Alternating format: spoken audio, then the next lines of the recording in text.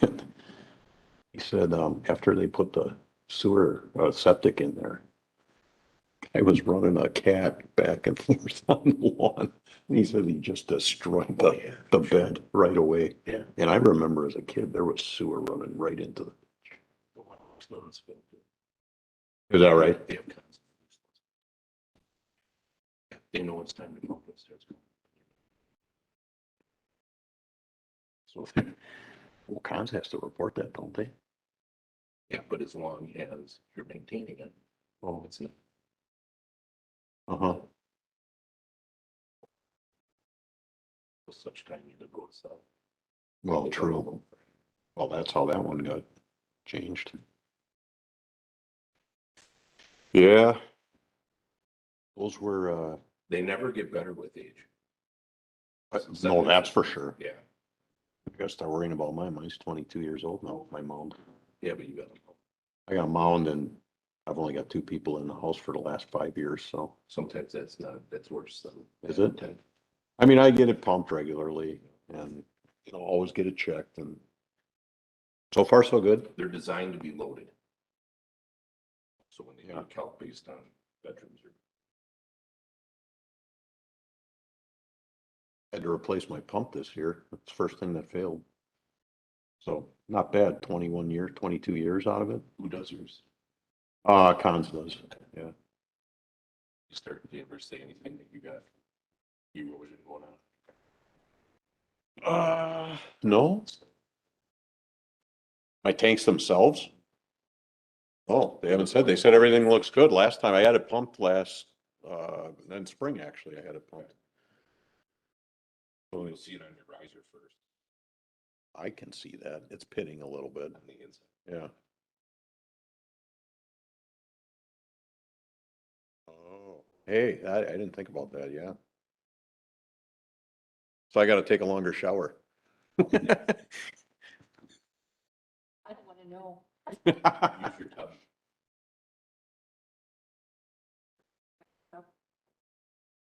Emily said that she just go. I know a little bit, or Matthew. Emily said it's just easy as click join and then started it back there and this. You can join it from here? Or you Yeah. remote it in? Should be on here. Well, So it should say join after I started back there. She said just, click. So you started the meeting already? Yeah, back there.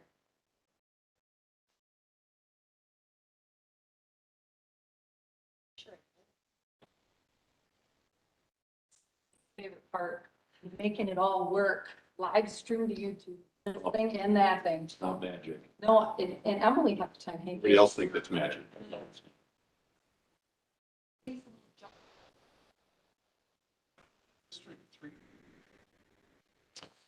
I gotta think who's on. So we have 4 trustees. No, actually District 3.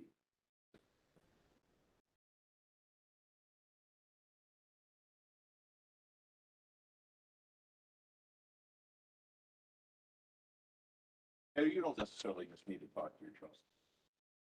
We're all here in Public Works too.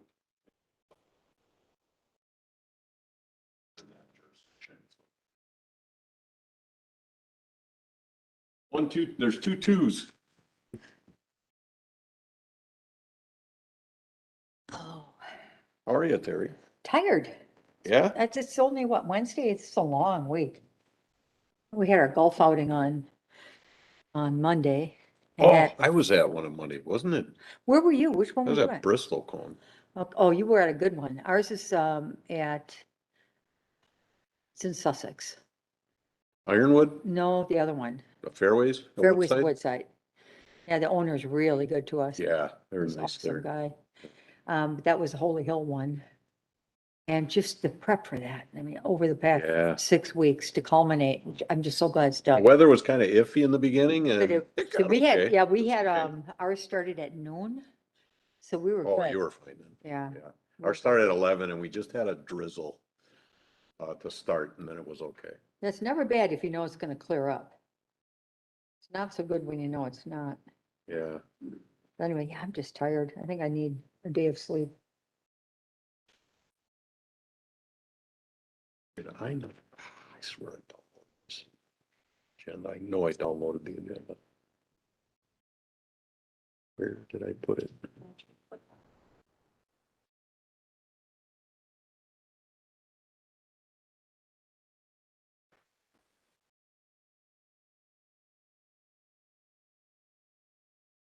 That didn't work? Working fine in the other room, it's just fine. The only reason I just is to see if anybody at home has their hand in the air. Can't see it in the other room. Right. Been a long time since somebody's had their hand in the air. You know what? However, tonight would be the night with the stop sign issue. Yep.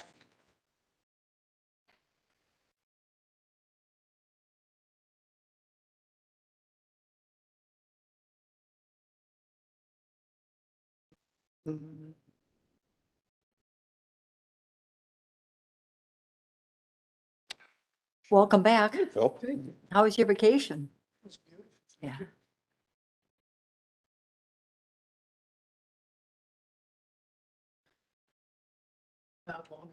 I never is.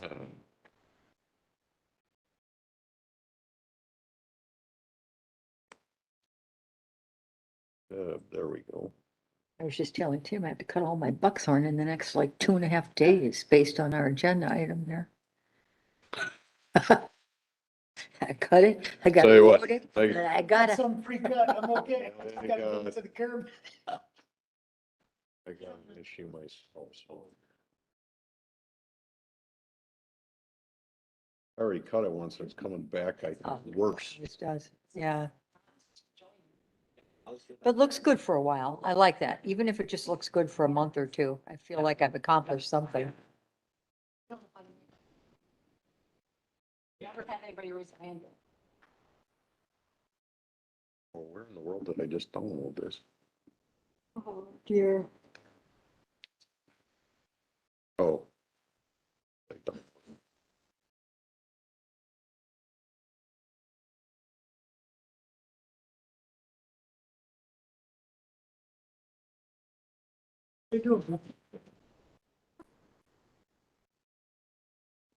Hey, Bill.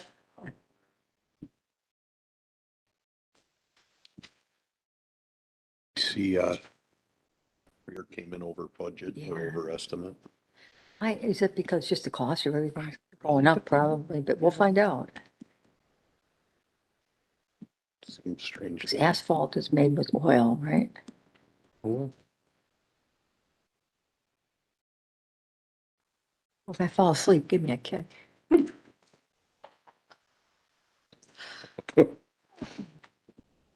Dairy, we're on the next item.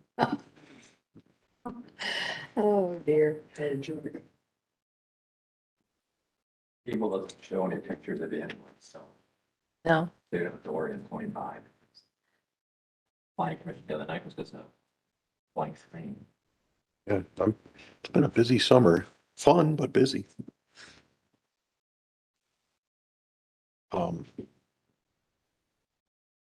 Tim wants unfinished business B to move after new business C. I think Tim wants B to go after, which one? C on new business. Yeah, Yeah, why? because then he can have all his at once. Oh, okay. Want to make And that it's, I motion? don't, Do it formally, it's fine. thought it was in conjunction with something else down here, though. Well, it doesn't look like it. Could do that. Couple more minutes. This is couple here.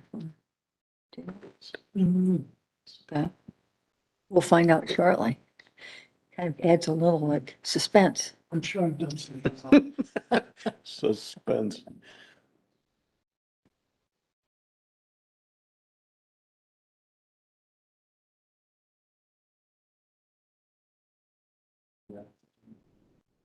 There's some, I don't remember seeing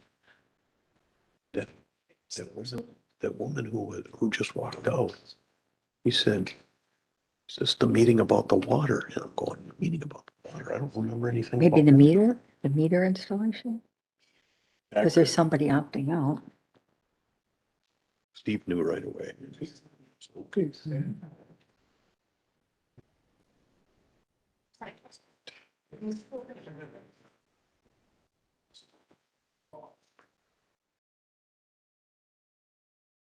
Get out of here. Should have read that closer.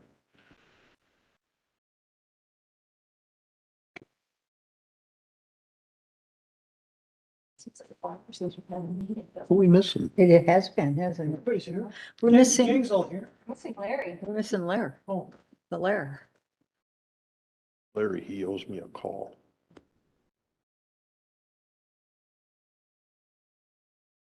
We could get started without him once. Got 2 more minutes though. That clock is never correct. No, it isn't. That's a guideline clock. Yes.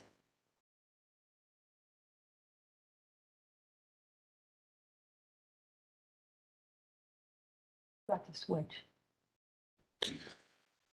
It's, I thought so too, if it's not. It's not a switch. Behind here? yeah. Oops. Okay, Still something here. perfect, thank you.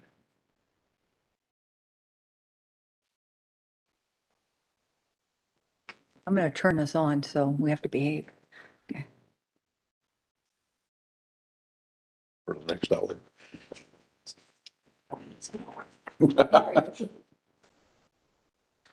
Never in doubt. It's 30 seconds yet. Bye. Hey. Hey, Larry.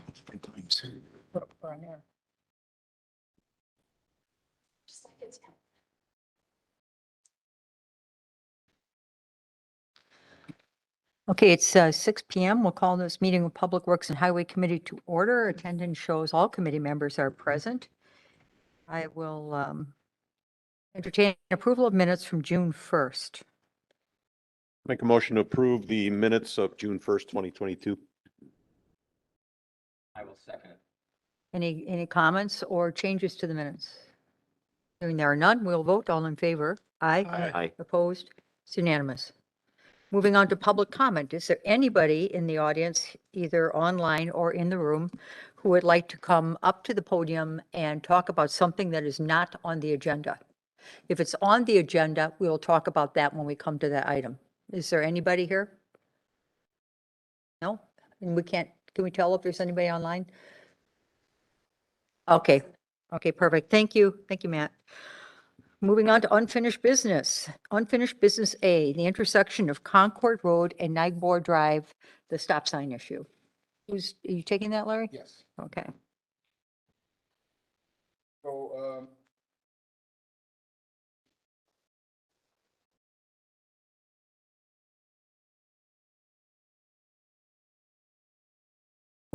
defer any action on that until we got more information from our data recorder. And we did do that. And of course, we missed a couple meetings here. So we're here tonight to present the extra data. I have the engineer, John Campbell from TADDY here with us. And he can present the updated findings. Do that, come up to the podium, John. The request was to see if through the different time of the year and with school out and things, if the data that we had collected earlier had changed in any large degree. So, John, if you could tell us about that.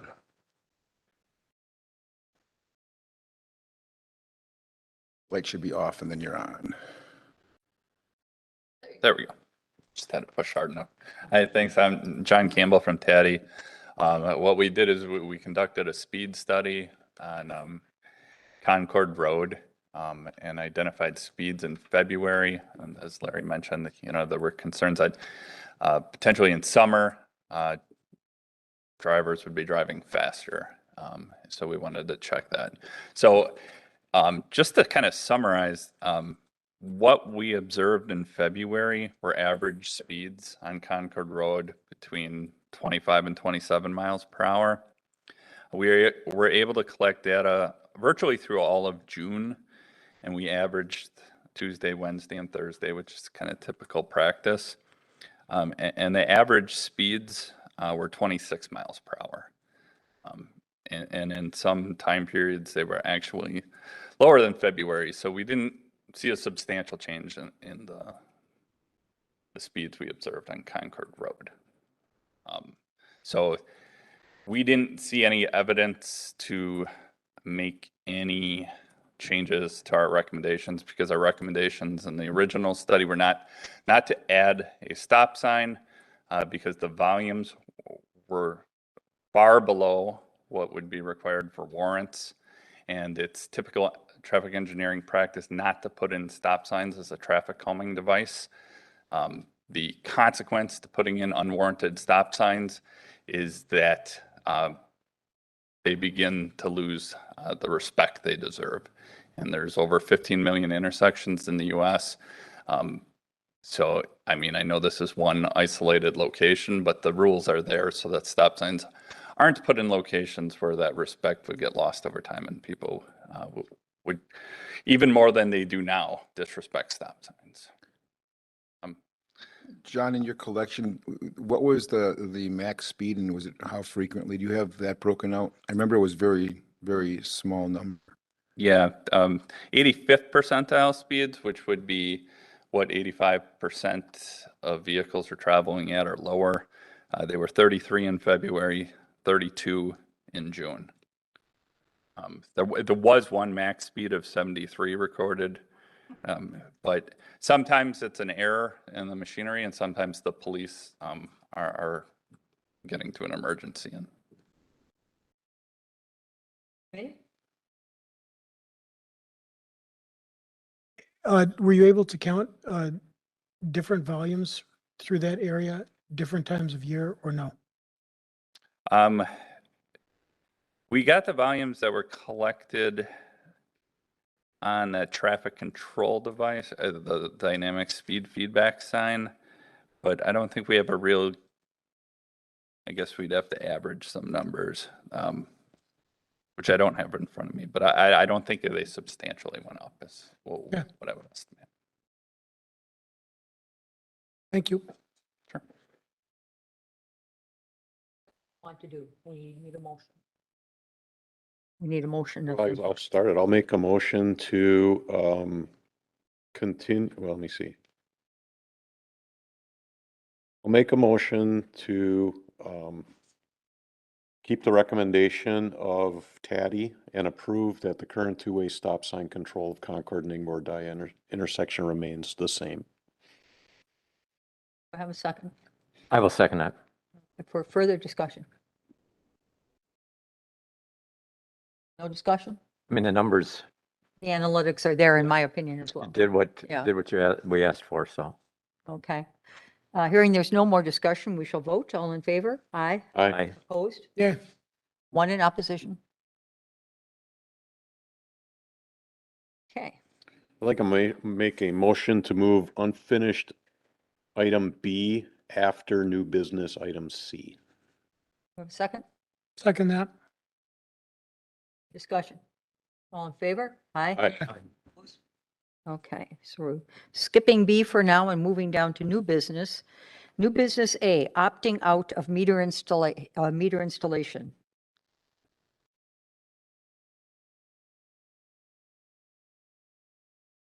Thank you, John, for your,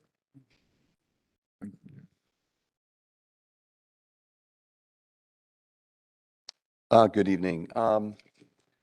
So it's been requested by one resident for an opt-out option of the utility's RF radio frequency water meter installation program during this summer's mass meter install project. The claim of the RF signal is a problem to the health of the individual, and the existing meter in their home is currently a Badger meter, which uses the same 900 megahertz signal that we're installing with the new meter. So they're really, the signal isn't any different. And it's not the ionizing radiating signals such as a microwave oven or microwaves during x-rays or dental exams. Those are really strong microwave signals. I did find on the American Cancer Society in and the hyperlink is attached, but their quote was that there was insufficient data to support any casual association between radio frequency exposure and tumor formations. So I just went through what possibly could be an option to offer, and I'll read those out here. There's 4 of them. One is install the standard meter, which was part of the meter project. 2 would be install a cellular meter. 3 would be install a remote antenna, which is connected to the water meter inside the basement with a wire, and we can mount it on the outside of the home. Or 4, really isn't an option, but I still had to mention it, is install a manual meter reader, but Metron, our manufacturer, doesn't make those. They're stopped making those kinds of meters. So just wanted to throw it by you. There was a lot of misinformation during the meter install project. A lot of folks, I maybe had a half a dozen or so folks that, were on the fringe of that, this was really a bad technology. That they called it a smart meter. And some thought we could listen to them inside their homes. Some thought we could turn their water off remotely. And really the only difference, obviously the mechanical measuring element is different, but the meter currently that we're installing has the capability of tracking usage. It's hard coded in the meter, so we hold a 90-day window of usage. We can actually log in remotely in our trucks, and that helps in billing disputes. That's the only difference. So just throwing it by you. I don't know if the person's online or, okay. So just throwing by these options, and other than the maybe half a dozen folks that, had concerns with this, I'm recommending we don't, but just thought we'd bring it to your attention and get some guidance from you guys. We'll hear from the resident. However, so you were saying, Paul, that really the reading technology is the same as what we've had all. Correct, yeah. It's So there's just nothing different here. different manufacturers. The radio signal's 900 megahertz bandwidth. Okay. Nothing's changed that way. Okay. Do you want to come up to the podium and tell us why you want to do this? And if you could state your name and address for the record, please. My name is Kathleen Coakley, Coakley. The address is W166 North 10081 Santa Fe Court, Germantown, Wisconsin. Thank you for this opportunity to talk. The reason that I am here is to talk about a potential opt-out program for the meter. Well, I realize that it may not be that much different from the one that's in my house. That one actually bothers me as well. I do have a sensitivity to it. Now, does that sound odd? Yes, of course it sounds odd. And if I did not have the sensitivity, I would think that it was really kind of unbelievable. But I do. Apparently, it appears what happened to me was that I might have had a piece of equipment that was too strong, and my barrier broke about 2012. So I don't have the same barrier. Everybody has a natural barrier to the sun and to RF and things like that. I was able to use devices fine before that, but after that point in time, it's uncomfortable for me. It makes my ears ring. It's kind of like fingernails on a blackboard. Do I have a phone? No, I don't have a phone. Do I have a computer? No. So actually, I'm doing extreme things to try and get myself comfortable. The city of Madison, Wisconsin did develop an opt-out program for several reasons. Number one, other people were complaining of this problem. And number two, they just simply did not want it. So I did bring Madison's opt-out policy for you to take a look at. I do realize that it's less expensive for you to have an appropriate meter in my home for meter reading. I realize it's more expensive for me to ask for an opt-out type of a situation. There is an additional cost. I'm happy to do whatever it is that you require. I can bring in my meter readings. You can bill me in advance. I will pay extra money for this particular service. Again, I thank you because you're trying to be more efficient, but you've got to be able to reach out now to people who are experiencing these types of things. Is it still rare? Yes, my problem is still rare, but are more and more people experiencing it? Yes, they are. So I'm trusting that you'll be able to come to a conclusion. And again, I'll pay extra for it. I'll bring you in meter readings. I'll do whatever we can in order to make this work. So I've got Madison's opt-out policy that they developed. They recommended charging the citizens a little bit more. If you want my honest opinion, I don't think they're charging enough for this. It's a little too light, but I'll be happy to do whatever. So who would like a copy of this policy? I think if we can give one to Larry here, and maybe we'll pass it around. We'd all like one, but I know you probably don't have enough. Let's do that then.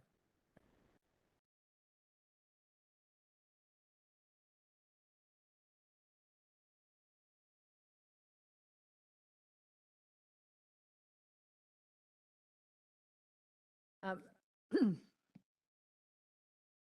Kathleen, would you, I guess my concern is somebody, there are a lot of reasons people might not want to change a meter. And I don't want to get into that type of thing where, hey, that person didn't get their meter changed. So that's why we like the continuity. We want to get this job done, get it done on time and be able to read meters. Would you be able to get a doctor's? No, I'm sure I can't. This is still a rather unusual thing. It's hard to, you That can, would have been the one that I would say, let's go. it's easy to test for an allergy. You can see a rash, or you can see an anaphylactic reaction. You can see an increase in the white blood cells. This isn't an allergy, it's a sensitivity. So it's more like a gluten problem or whatever. And it's still pretty new. So no, I don't think I can find any doctor that wants to actually write that type of a thing. So it's more on a trust situation. I'm 68 years old. I've been in Germantown since 2009. I pay my taxes religiously and on time, and I pay my water bills on time. Ready? Yeah, I have a question on the options that Paul had, sorry, I gotta talk into the mic. The options that Paul had given here, obviously you don't want the standard meter.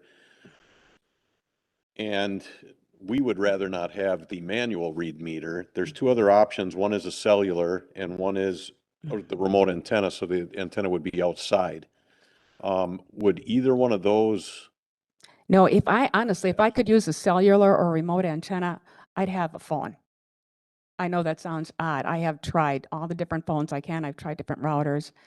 Obviously, there's a problem there, because in this opt-out policy in Madison, the first thing is option one, electronic read transmitter installed on the outside of the building. right? And I would like option 2, where there's no, Yeah.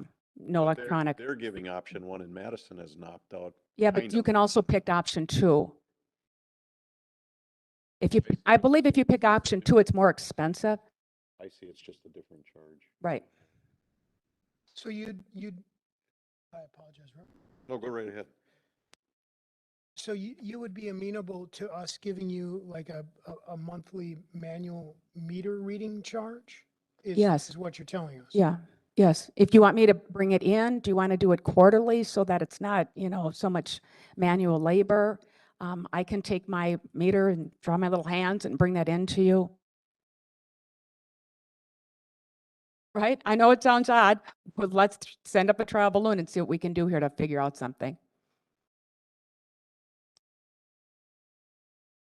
What if we were to, and I sympathize with what you're going through. Thank you. I know it's not easy, but yet the village also has responsibility. But what if we were to try this, say the option 2 from Madison for 6 months and see how it works and see if it's I don't think it's going to be a strong inconvenience to your department. I think it has to be figured out are we going to have you bring in the numbers, or do we go out and get the numbers? If we go out and get the numbers, then there has to be A charge for probably the- a higher charge than what. Would it City help if I Madison took a is. picture of it?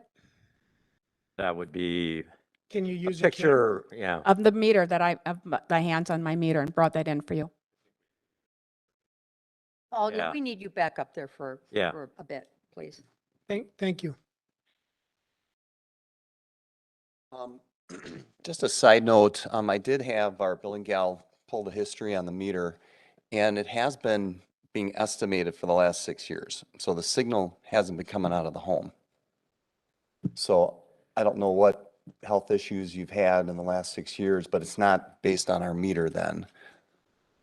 I'll finish. And then, big convenience, maybe not so much for us. I'm thinking of our billing clerk who has to do all the manual entries. That's. Paul, if it's a we've been manual. doing estimated for this length of time, could we just continue to do that? Or is that not an option? Well, what can happen is, and what I've seen historically is you can get a house that could have a leak, a severe leak, and the utility loses on that end, and then all of a sudden the meter's finally changed and it's, you know, thousands of dollars a loss for the utility. So that, I wouldn't consider that a good option.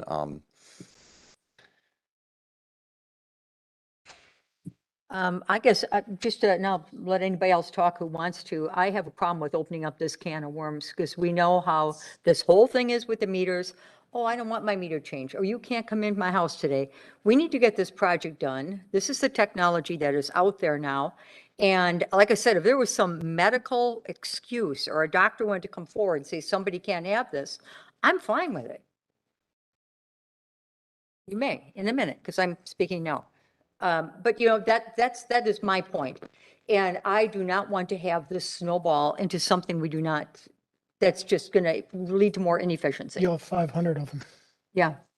Um, Absolutely. excuse me, one note, we're required by the Public Service Commission, if we do any water shutoffs, by law, we have to legally get a doctor's excuse from any permanent customer in Germantown. I know that this might not be an option here, but that is our requirement that we look for any shutoffs. But again, getting back to, I mean, maybe we switch a meter manufacturer, but I kind of go down the road of you, Trustee Kaminsky. If we're not having dozens and dozens of residents, that'd be a different claim, I guess. Kathleen, if you want to, don't go far, Paul. Well, you mentioned that you've had estimated readings for the last 6 years, so it obviously isn't the meter that's causing me problems because you're not getting a signal. The reason you're not getting a signal is the meter is covered up. That's when I stopped and I covered it up with a wrap type of a thing, and so that made it better in the house for me. And so it is a problem. So you can't just say because you've had an estimated read that I don't feel that signal. I do. Secondly, there isn't a lot of people bringing this to anybody's attention right now. I have talked about this with no one, not a single neighbor. Okay, so I'm not trying to scream fire in a crowded theater. I'm just trying to find some way that we can deal with this. Madison, that was in 2012, they did their opt-out program. I think at this point in time, whether it sounds odd or not, you've got to be able to be sensitive to the people out there. It's isolated, I realize that, and I'll do what I can to work with you. I have a question, maybe Paul answers. Paul, you said it's been estimated for the last 6 years. Why are we doing estimates if the meters maybe not malfunctioning? Why aren't we getting at least a manual reading going and reading the meter? To gain entry, and it was difficult to gain entry. It's difficult to get access to you with no phone, no cell. Would you have let us in? Sure, of course. Okay. My other point is just to be aware that's tampering with a meter. That's kind of a no-no in the utility world.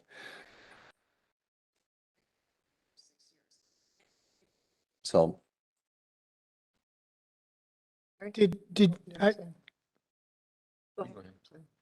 Did you inform us that you were going to block the meter, or did you ever tell us that you had blocked the meter, or did you just go ahead and do this? Yep, come up, please. No, I didn't bring my notes from 6 years ago. I asked them if they wanted me to do anything at all. I asked them if they wanted me then to bring in information. They took a look. I use very little water, very, very little water. I live alone and I use little.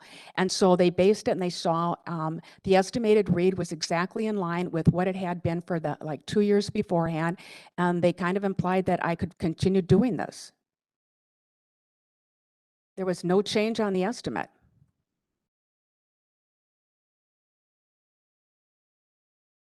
Larry, I'm sorry.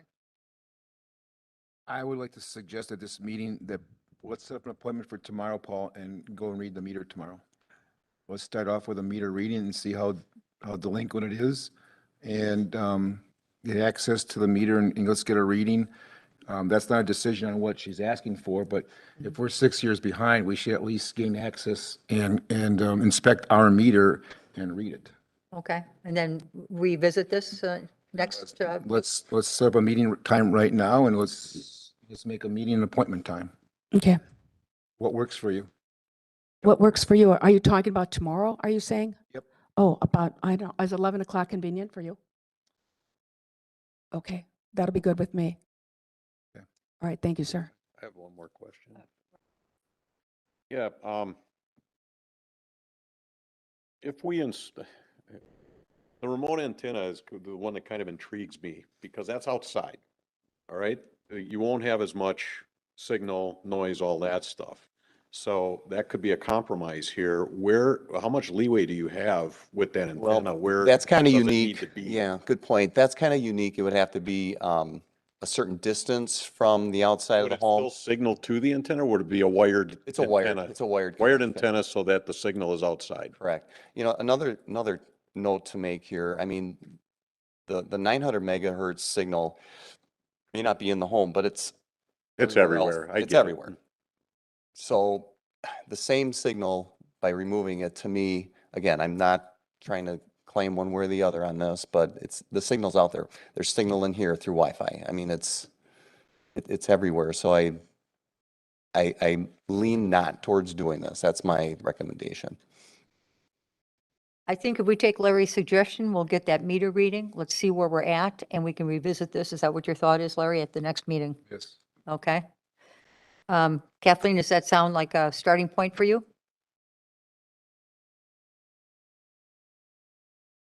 Yes, I realize the signal is everywhere and I do feel it. I do feel it everywhere. So it's not like I'm comfortable in here right now either.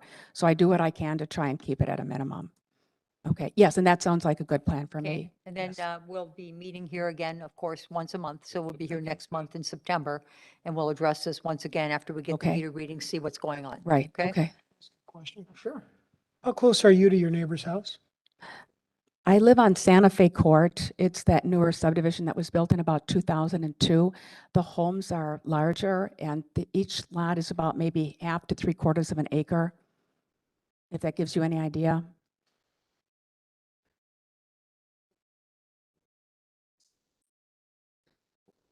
Okay, thank you. Okay, you're welcome. Thank you for coming and bringing this to our attention. Thank you, Paul. Thank you. Okay. All right. Moving on to Altbauer Park tree relocation. Sounds interesting. Good evening. We have a little bit of a unique topic to discuss tonight. First of all, I'd like to let the committee know that we have Nathan from Wachtell and of course Gil from Park and Rec. If there are any questions they can answer, I'd like to welcome the Schneiders tonight. I'm sure they'll have some input into this as well. Again, we're looking for a little guidance and direction, a little input from you as a committee. I'll give you a little history as I know it. About a decade ago, we had a park tree, rather large elm tree, fall into the Schneider's yard. Our crews responded to that, and it took us roughly 2 to 3 days of cutting through thick brush along the paths to get back there and clean that tree up. At that time, staff, fire department staff, Park and Rec staff, DPW staff kind of determined that maybe we shouldn't be so overgrown in our park system and our pathways should be a little bit more accessible. Over the next couple years, we did go through the process of clearing those paths. We did a path restoration where they have all new stone on them. And since that time, we did those projects at Shaneloffen and Altbauer. And since that time, we've been working twice a year with a flail mower to keep those areas clear. I think calling a spade, the Schneiders, I think all good intentions, started planting trees within the park system.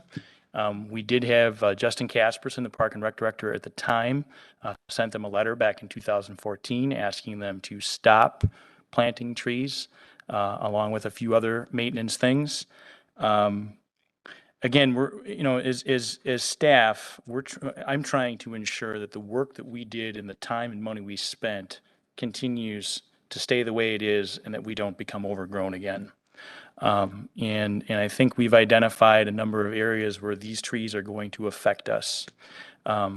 Earlier this summer, Gil and I went out to meet with the Schneiders, and I think you had your neighbor with you as well.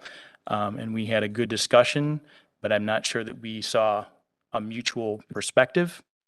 And so I offered to bring Nathan in as a consultant to be able to give some good guidance on trees at mature height, width, and just give us his guidance as a professional. Nathan has since marked the trees. And along with your packet, there should have been some maps of the different areas. We've marked several trees for removal. And the removal is because if we were to try to transplant those trees, we would damage the root structure of good trees, good mature trees in the park around them. There are a number of trees that are flagged that could possibly be relocated. I think as a DPW, we could possibly relocate some of them in the park. We could possibly relocate a few at other parks. As a general rule, I don't think we are looking to take the time to replant all these saplings at this point in our construction season, nor will we have time in the fall. I think if the committee thought it was appropriate, we could also allow residents that are in the neighboring area to maybe take some of these saplings and replant them in their yard. But again, we're looking for a little input tonight. I will say, when we brought Nathan, we came to a very large group. And I think the group, again, we didn't get a mutual end result to that meeting as well. And I wanted to make sure that as a representative of the village, I'm acting in a manner that's appropriate and doing the things that I should be doing. And I also wanted to have the Schneiders and any other neighbors have a voice here with the committee. So we're just looking for a little direction. Of course, my recommendation would be to follow the recommendation of Wachtell Tree Science and repurpose some of the trees that are in the park and remove others. The end goal for the DPW is to have a clear space, continue to maintain that space so that we can keep it clear in the future. Thank you, Scott. That makes sense. Would the Schneiders, is it? Schneiders, yes. Would the Schneiders, would you like to come up and talk to us about why we planted the trees and what's behind that?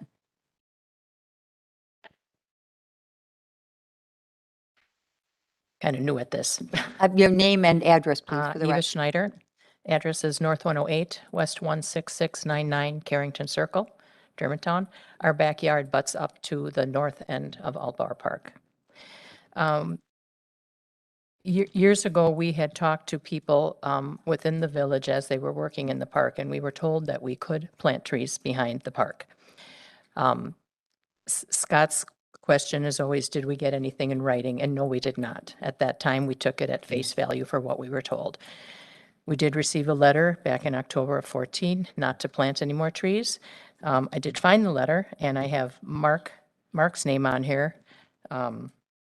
Mark, who worked for the village at the time, my husband met with him, and we were told that we could move the trees. We were also given some powder to put on the root system of the buckthorn to eliminate the buckthorn in the city behind our yard. We realized that we planted some of the trees after we weren't supposed to, but some of the trees that are there, Scott maintains that we want to have 6 foot by the path, and he's looking at the size of these pine trees once they're mature. A lot of the pines that we have back there are Norway spruce, and I did some investigating, and the Norway spruce grow 40 to 60 feet tall with a diameter of 25 to 30 feet at maturity. I did go out and measure these today. The trunk of these trees are 18 feet and 24 feet from the path. So even if they, in ideal situations where they do get that large, you're going to have a 30-foot diameter tree, so 15 feet on one side, and we are 18 feet and 24 feet from the path. So there is plenty of clearance. And Scott is talking about a clear line of sight that he wants around the bends. We've asked if these trees get cut down, there will be nothing there. There'll be 35 feet of nothing. And in the weeds and the thistle that grow over 7 feet tall in the spring is all we're going to see there. So your clear line of sight won't be there when the thistle are there until they're cut down. We've asked if maybe the bottom limbs could be cut off of these trees as they're getting too large, so that you can at least maintain, this is the wooded area of the park. To cut down all these trees, when we had the large group in our meeting in June, it did get kind of ugly, and I apologize for that. There were residents that said things that should not have been said, but that's why we didn't ask anybody to come today. But their passion was to keep the trees, and that's why they spoke out. People, we all paid extra to live by the park side of the wooded side of that park, and now those are being cut down. there's a lot of buckthorn that are being eradicated in that area, but yet there's buckthorn that are growing right up to the path. I took pictures of them all today. So the 6-foot clearance that everybody is talking about is needed isn't there. But yet behind our house, we want to take 35 feet away. And we're just trying to save some of the trees so that we have a little privacy back there too. So it is a screening issue for you more than anything, Well, and, but you don't have room to plant on your property to screen, correct? well, we do have a lot of arborvitae and stuff on our property as well.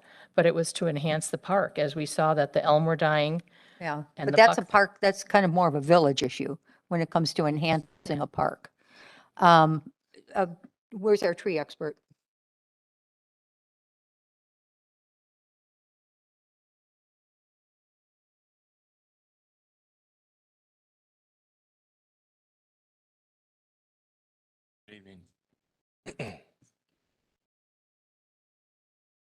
Tell us about the trees. What do you, Scott wanted you here for a reason.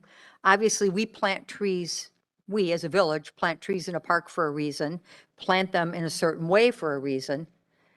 What could go awry with this? Help us Yeah. understand. Sure. So, yeah, so Scott invited me to come out and take a look at the park. This area in question is, at this time, steps are being taken to manage both the health of the forest through the removal of invasive species like buckthorn and honeysuckle, reduce risk through the removal of dead and dying ash and elm trees, and then to promote safety through managing this gravel pathway and the clearance that is needed to either side of the path for the distances that were deemed necessary by village personnel at the time. When I came out to look at the trees that are being planted, you know, I was addressing the specific question of, yes, these trees right now are small. What are these trees going to look like in the future? Are these trees that we really want around here? And so I was looking and looking at the species, the profile and the characteristics of a lot of what's been planted, and then included a couple photos to help communicate that here this evening, is that a lot of these are evergreen trees. I'd agree Norway spruce, but also Colorado spruce, and potentially some white spruce, or depending on a variety of a Black Hills, which is a variety of a white spruce. These are trees that grow not only up, but out, and identifying their location into the relation of the pathway, identified that as these trees mature, they're going to grow into that 6 feet of space. So the discussion is, what does the village want to do in regards to future maintenance? Who's going to take care of the conflict that these trees are going to create in the future?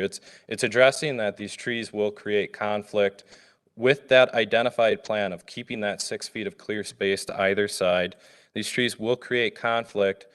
Who's going to take care of it in the future? And without a clear answer, can we do something now while these trees are still of reasonable size to remove them or transplant them?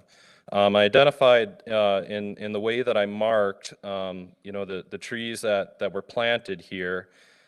Some of these are planted very close in relation to native tree species, where I felt that trying to transplant these trees is going to cause unnecessary damage to the adjacent trees. So that's the difference between removing, you know, my recommendation for removing some of these trees versus allowing the opportunity for them to be dug out and transplanted to a different space. There's 38 trees total, is that correct? Or, am I reading that right? 38 trees that can be transplanted. 6 trees that can be removed. That's correct. Okay. Don't go far. Scott, is it true that these weeds grow to be 6 feet tall and we don't maintain the 6-foot area along the path? So, couple comments about that. First of all, we do mow the area with a flail mower twice a year. I think they don't typically get 6 feet tall because of Okay. the situation we had going on here. We actually put off our spring mowing. Shane Laughlin and some of the other parks were mowed much earlier. So we were a little delayed because of this topic. I was hoping we were going to have this resolved quite quickly. Once we realized that it wasn't going to be resolved quickly, we did come in and we mowed everything down. I will also point out that with the large group that was there was, even though you dislike the weeds, there were other neighbors right there that were happy to have them. And so there was disagreement even between the neighbors themselves at that meeting on the condition of the weeds and, well, let's not take them all down. And so there was, again, I think we're acting in a manner where we're trying to preserve the path, we're trying to preserve the access, and we're doing the best we can with the staff we have available. We're trying to make sure it happens at least twice a year. And If need be, could we get a third mowing of that particular area, or is that just too much money? I don't know that it becomes a matter of money. It becomes a matter of time, Manpower? manpower and time. And Okay. again, I would also caution that while that might make people that are here, the Schneiders, happy, there would be others in the park that spoke out against. Well, mowing. I guess I'm, and I'm going to let the committee talk, but I'm just sitting here saying, why would anybody plant trees on public land? I mean, I would know not to do that. I would know not to do that, okay? Obviously, you want to screen so you can't see the pathway or whatever. I get that, but you still can't plant trees on public land. So I'll open this to the committee. Can I add one more comment just to Sure. the screening? And this is important to know. There are trees that are planted in the park right now that we are not looking to take down. I'm not looking to be punitive. I'm not looking to take away all the screening. There are some trees they've planted that we will live with, and they'll be part of the park. And they will eventually at maturity provide screening. So how many trees are there total then? Because so far I have 38 plus I think it was 6 that you're going to remove. So there's a lot more I'm gonna trees? Ballpark, and I'm going to say there's an additional 5 or 6 trees that Okay. are on their property. And this is also an important note when we're talking about the number of trees that were planted. Mhm. We're talking about 30 some that we want to deal with because they're going to affect the path. Mm-hmm. If we go through the park deep into the woods, there is a lot of evidence of trees that were planted, I'm assuming by the Schneiders or others in the area Mhm. that weren't part of the original park or plan. Okay. So we're talking about a lot of trees that were And planted. we're talking about trying to compromise and leave some of them up so they have some screening. We're looking for the 30 some that are right along the path. We're also looking to compromise and leave a few that are right against their property. Okay. Yes, Committee? trustee Hudson. So you want to take 38 down, correct? We want to get 38 out of the way. Yes, some can be replanted, others taken down. So how many did you plant?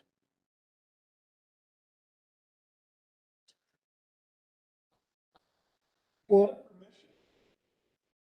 I'm not commenting on whether you had permission or not. I'm just looking for a number is all. That's all I'm asking. Well, did you plant 5 a year or 2? I mean, You have to come up, please, sir. Mr. Snyder, you have to come up to the microphone. We're on TV, so. I'm going to throw a quick estimate. I think there's probably 100 trees in the park, roughly. 100. Does that sound like a fair estimate? Sure. And so we'll leave 62 of them. There's some of those that are they're close to the path that we can leave. There's a few, we're asking to protect a few of them. You can, I'll even dig the ones out, the small ones. I'll dig those out. When I got permission back then, I planted them all. About 3-4 years later, Germantown came around and marked them, and I talked to him. He says, these have to go, they're too close to the path. So I dug them up. I got thousands of dollars with trees. So I dug them up. They said, don't plant them. And then I thought, well, this one's starting to die. What will hurt to have a path go down the middle of the park and just come up like a evergreen path? What would be so wrong with that? I put my own money into it. And I did have permission later, the guy that gave me the poison for the sumac, he gave me permission to plant more trees, any trees I wanted. So I apologize. I have to ask this question. Any letter or written document of that permission given? It was Mark Schrader that used to work for the park system.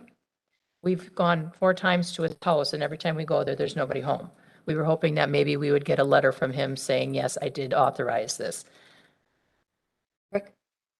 And when Scott was talking about the people that wanted the weeds, that was one neighbor. And that's also the neighbor that wishes that you would plant more buckthorn in the park because they grow fast. That's not happening. We do. Yeah. And you left 30 feet of these buckthorn back of her house. Everything in back of our house, we only have 3-4 foot of tree line. They got 30 feet of buckthorn, and she called up and you guys stopped because you started by our house and then you cut all the trees in back of our house, all the buckthorn and everything. So it's barren. Yeah. And they called and asked to have the trees kept there, and the city stopped.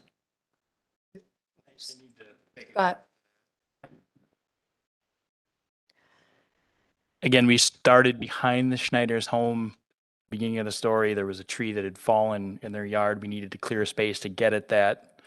The Schneiders also did have a number of dead ash trees that were behind their house. They actually still have one that we need to take down. It's on parkland, and it will be difficult to get at because of all the new sapling trees. It's going to take more time. So there is a reason why we started where we did. And as the project was developing, on the properties that directly abut the park, we did work to try to preserve some of the buckthorn as a buffer. Again, I think very similarly to how we're leaving a few of these trees that they did plant within the park to give them that buffer. So there's a good reason why there's more stuff removed behind their house. That's a point I'd like to make. Right, speak. To you, Terry. And the buffer, 3 houses down, 2 houses, they're flush with the sidewalk or the gravel. And Germantown trims those because it's so thin, they leave that in for a buffer. That's why these trees are in back of our house. Rick? So on the, it's not just your yard that's being affected, is my understanding. There's Mainly there's some to the west, the houses that are on the west side of the park that are also marked and are scheduled to either be removed or moved somewhere else. I mean, this to me is pretty cut and dried. Jurisdiction goes to the village. Yeah, That's our park to maintain. Mhm. And we have jurisdiction over it. Now, that doesn't mean, I mean, it should mean that you shouldn't plant trees there. Whether, you know, and I'm not going to refute that you got permission from Mark. Mhm. I kind of equate this to my property. I have an easement, a pipeline easement on it. And it says on my easement, if I plant something there, they can take it down. All right? It's kind of the same thing here. You can plant whatever you want, but we still have the right to do what we need to do with it in order to maintain the park. Bill? I know your good intention by planting the trees and whatever, but I too have to agree with Trustee Miller that you just can't go into a park and plant trees wherever you want. Because if everybody did that at all the parks in Germantown, what would our parks look like? And in walking that path, and I guess at first I thought it was going to be just a couple of trees, but then when I saw the number of trees that were all marked, it is significant. And I agree with Scott that you do have to protect, you know, the distance. And we all make the mistake when we plant trees at our own home. We put them too close together, and then after years, they're all on top of each other. And that's what's going to happen here eventually. So, you know, you were issued a letter in 14 if Mark gave you credit, I'm not, to do it, to do more, that's fine. But I think what needs to happen here is that this has to stop. And I think if a new letter has to be issued, then a new letter has to be issued, that you have to get permission before something like this were done. And as far as the existing trees that are there, I'm going to side on the side of Wachtel as far as the, you know, the size of them or whatever. And while they can't all be moved at one time, eventually some of them are going to have to be moved. Hopefully they can be moved to another park or whatever. But I just can't see, we just can't allow this. It, you know, your intentions were good, but if everyone did this, our parks would look, how would they look? There should be master plans for every park. And this is an important park. It's a nice trail. It's a nice park. And yeah, some trees in there are, you know, are good, and there are plenty there, but we just can't allow this many trees to go wherever it is. Even in the large area where there's like a bend in the path and the trees are not, they're not so plentiful there. The couple pines that we planted right as you come around that bend. There's two Norway spruce in there. Like I said, they're 18 and 24 feet from the path. When you take that down, there's two ash trees in there right now that are probably 2 inches in diameter, 3 inches in diameter. Odds are they're not going to be around too much longer because of the ash borer, right? So when those get cut down, and if you cut down these couple extra pine trees, there will be nothing for 35 feet. And the city does not come and cut that grass there. So it'll be twice a year maintained and cut. I have pictures of these weeds that are taller than my husband, and he's 6 foot tall. And maybe we did wait a little bit, but last year those weeds were just as big. So I'm just asking that maybe a few of them, especially where they're We spaced like further to save apart. 3 trees. All those other ones, I'll dig up, and the other big ones we'll just leave alone and they can be cut down. Can you relook at those 3 trees, Nathan? Do you know the 3 they're talking about? Not exactly the Okay. three that you're talking about, but we can be on site then. So the question is, there's 3 trees that I've marked. Just to confirm the Schneider's question, of the trees that I have marked with the flags now, there's 3 that you would like me to come back out, take another look at, Yeah, and determine, can we leave these or not? yes. Yeah, I like to be able to dig up the small ones. The ones that are about 4 foot tall. So yeah, you'll see, you know, and I've got it in here, the difference between the orange and the pink. So anything that's got orange on it, you're free to, and I believe, you know, oh wait, hold on. Okay, I won't get too far down there. Not even go that far. Sure. Okay, All right. I'm going to make a motion here that we follow the professional guidance of Wachtel Tree Service as it relates to moving or removing the trees that are too close to the pathways in Altbauer Park. Do I have a second? I'll second it. And I think you can go back and look at those trees and see between Scott and you, and that's a final decision between you guys. Nobody should be planting trees in a park. I'm sorry. I mean, I was stopped. I was actually kind of surprised that somebody would even do that. I think we follow your recommendation. Scott is in charge, and that's my feeling on this. Do we have any more discussion? I still think at some point in time here, a letter should be issued also. I don't know who has the authority here at the village to do that, but that no trees be planted without permission of whoever, or dug out without permission of. That's a good point. We do not want private citizens now digging trees out of the park either. This has to be done by Scott's crew. Can I get the trees since I have? Ask Scott. That's up to, Scott has to take them out, and that's going to cost money to take them out. Come up with a shovel, they're 4 foot tall. It's on public land. It's in our park.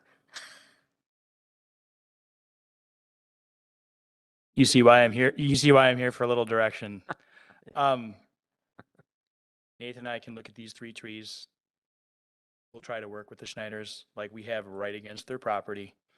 Again, I don't feel comfortable myself allowing people to come into the park. If that's something that the committee is okay with, I think we could maybe work with them, but I think it's a very slippery slope. Slippery slope. In listening to the discussion, Gil and I have already talked. Yes, a new letter can be drafted. We're in full agreement. There will be a letter that's sent, dated, and that puts this If you to can rest. save them and want to give the trees to the Schneiders after you pull them out, that's fine. But no, we cannot let private citizens do this. There's some liability there with that. Just And- cannot and the- do it. The reality is this costs us money now to This get will, these out. that will be costing us money. And so if the Snyders want a couple of these trees, frankly, they are owned by the park system now and can be replanted in another park. I think what's the correct thing to do is for us to see what we can replant in other locations and Yes. still use in the park.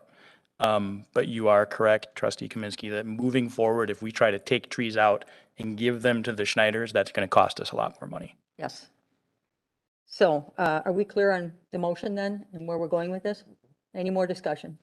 Hearing none, we'll vote. All in favor? Aye. Aye. Opposed? It's unanimous. Thank you. Thank you. Moving on to library condenser replacement. Let's talk about that after the meeting. Circle back around.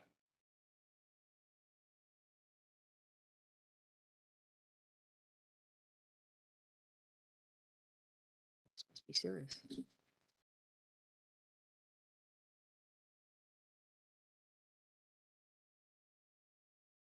you, sir.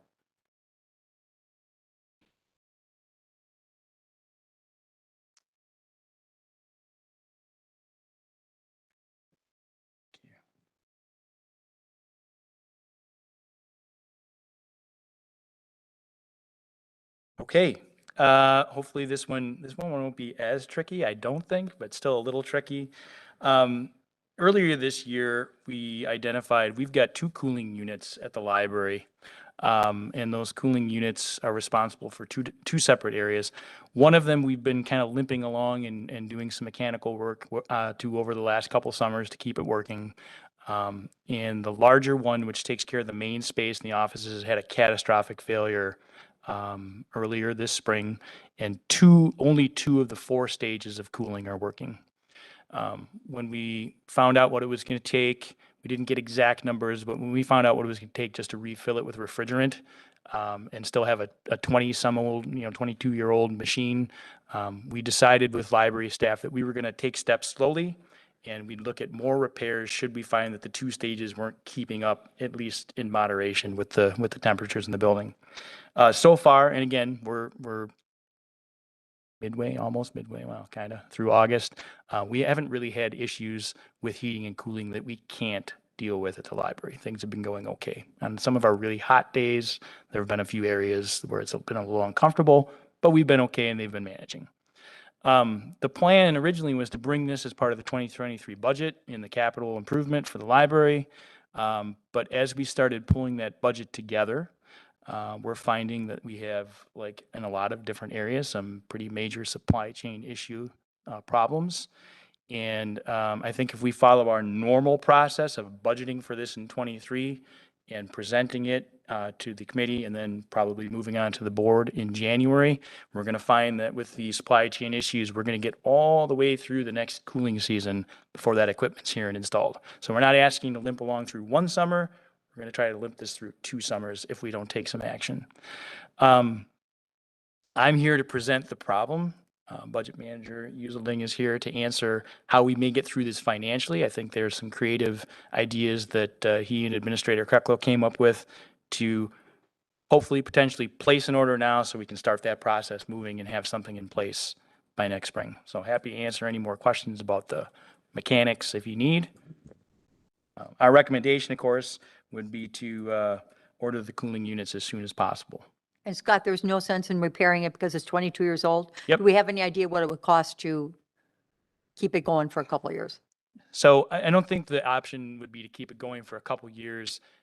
if we found the leak, the refrigerant alone, just to fill the 2 stages that's leaked out is $6,000, just to put refrigerant back into it.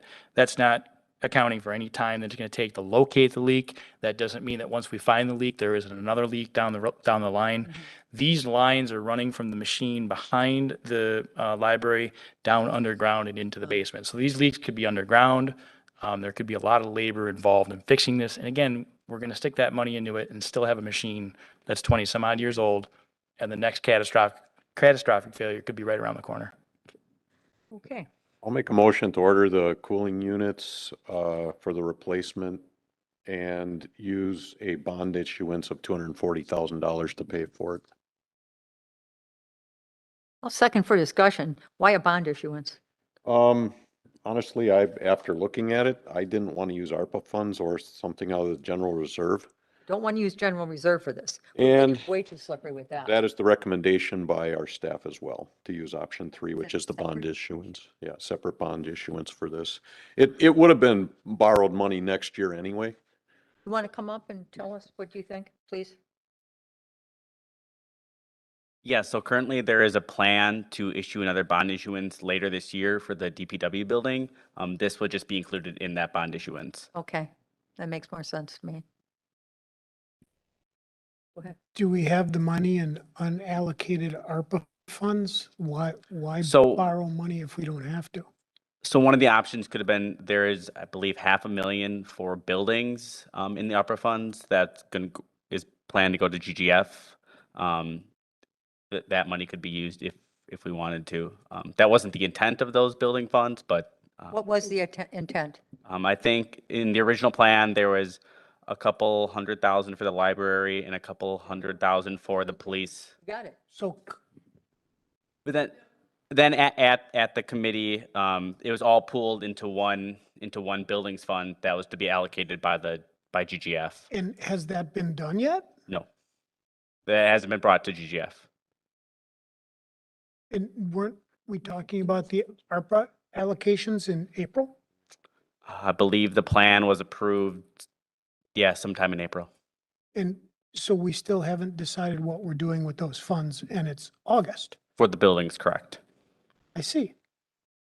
So nothing is earmarked for the buildings, and now we have this specific serious need. My feeling is use ARPA funds. Yeah, I would. Why would I want to borrow more money? Just a thought. Go ahead. Scott, can I get you back up there just to ask you a couple of questions? Not that I want to put you on the spot here, but I understand getting equipment right now is 9 months to a year old. I understand that. Have we had a contractor come in?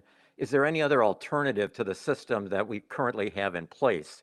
As long as we're replacing it, is there something else that might be more up to date? And also, are we taking into consideration if they put the second story in the library at some place in time, is this going to meet that, or are we going to be asked again to redo a heating system or cooling system? I anticipated that question and I have an answer for you. I'm glad I could do it for you. So that specific question was asked. I made sure that I had an understanding of what we were going to do and if that would be affected by any future building additions or floors being added. And the general consensus is we are sizing the units that we're looking to order based on the square footage of the building and the needs of the building right now. And because the system is automated, even if it wasn't automated, when you add a second story and you make modifications to the buildings, there are 2 air handlers that this warm air or cool air is being forced through right now to get to these spaces. And if we add a second floor, there's going to be a need for an additional air handler that would have its own heating coil and its own cooling coil. So the work that we're going to do now wouldn't be a moot point. If we do put a second story on, that would all be encompassed in the additional square footage or usable space. So I wanted to make sure that if we were going down this road and we were spending this kind of funding, that we weren't hamstringing ourselves if we approve an additional level on that building. And we've had a contractor out to look at this and verify, not that I'm saying I don't trust your judgment, but to verify that this is the right way to go? I don't trust my judgment. Yes, we do have a maintenance contract with Johnson Controls. Okay. Yep. They have the Metasys system that's running it. They are doing all the maintenance. We bring them out. I don't try to calculate square footages and what the right equipment is. We rely on experts in the field to do that. So this has all been reviewed. The units have been sized based on their calculations. Good, thank you. Question for Matthew. Are there other unallocated or below budget ARPA projects where there is additional monies that would be available for things like this? All the ARPA money has been allocated, not, I wouldn't say to a specific project, but to specific buckets. The only one that I'm aware that is under would have been the COVID premium pay. I think there's $15,000 left in that bucket. But all that ARPA funds have been allocated to specific buckets. But not yet used, so we can't answer the question. Correct. Not all of them have been expended. I think 300,000 perhaps of ARPA funds have been used. I'd have to run a report and see. But the largest majority was the COVID premium pay, and that came out to, I think, 235,000. And then there's been some smaller ones along the way for the 4th of July committee and things such as that. Thank you, Matthew. Yep.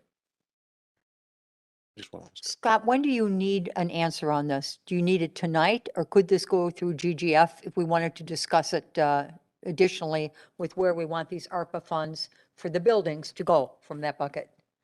Yeah, I think we have a little time. What I'm trying to do too is get a feeling of where we're at on this.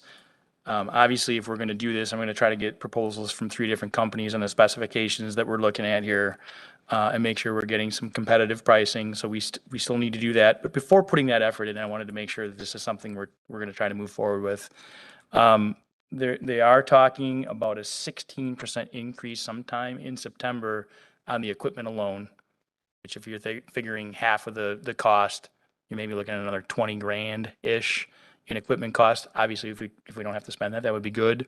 But I think I have enough direction from you today that I can start maybe a competitive bidding price, and either we get this in front of the GGF or we get it in front of the board. Or I think what you're hearing, Scott, from all of us is that we see the need and we want to do this. The question is where that money should come from. Yep. And that, I'm going to ask Rick, but I think I would not mind looking at that at GGF, where let's take a look at that building fund and hammer that out and see if there should come out of that fund. Yeah, I guess the follow-up question I had is what type of funding is needed up front? You're not going to pay the whole 240,000 when you purchase or when you order it. Yep. I mean, candidly, we've had that discussion. He has talked about taking some money or wanting some money up front, and that's not normally the way we do business. And I would recommend trying to pay as little upfront as we have to. So honestly, I mean, yes, we have to figure out how to fund this, but we have 6 months, 8 months to decide. Yep. So I think this is something that we could push to GGF. I think similar to the patrol trucks earlier this year, I don't want to make a commitment for 2023 that I don't have approval for. Yeah. And I think you're right. We have some time to figure out the logistics of the funding. We just need a direction on whether we want to move forward with a project outside of the current budget or outside of the next budget year. So I'll amend my motion to move this to general government and finance for the funding option. Second. Any more discussion on this? Hearing none, we'll vote. All in favor? Aye. Aye. I'm sorry. Aye. Did you have a comment?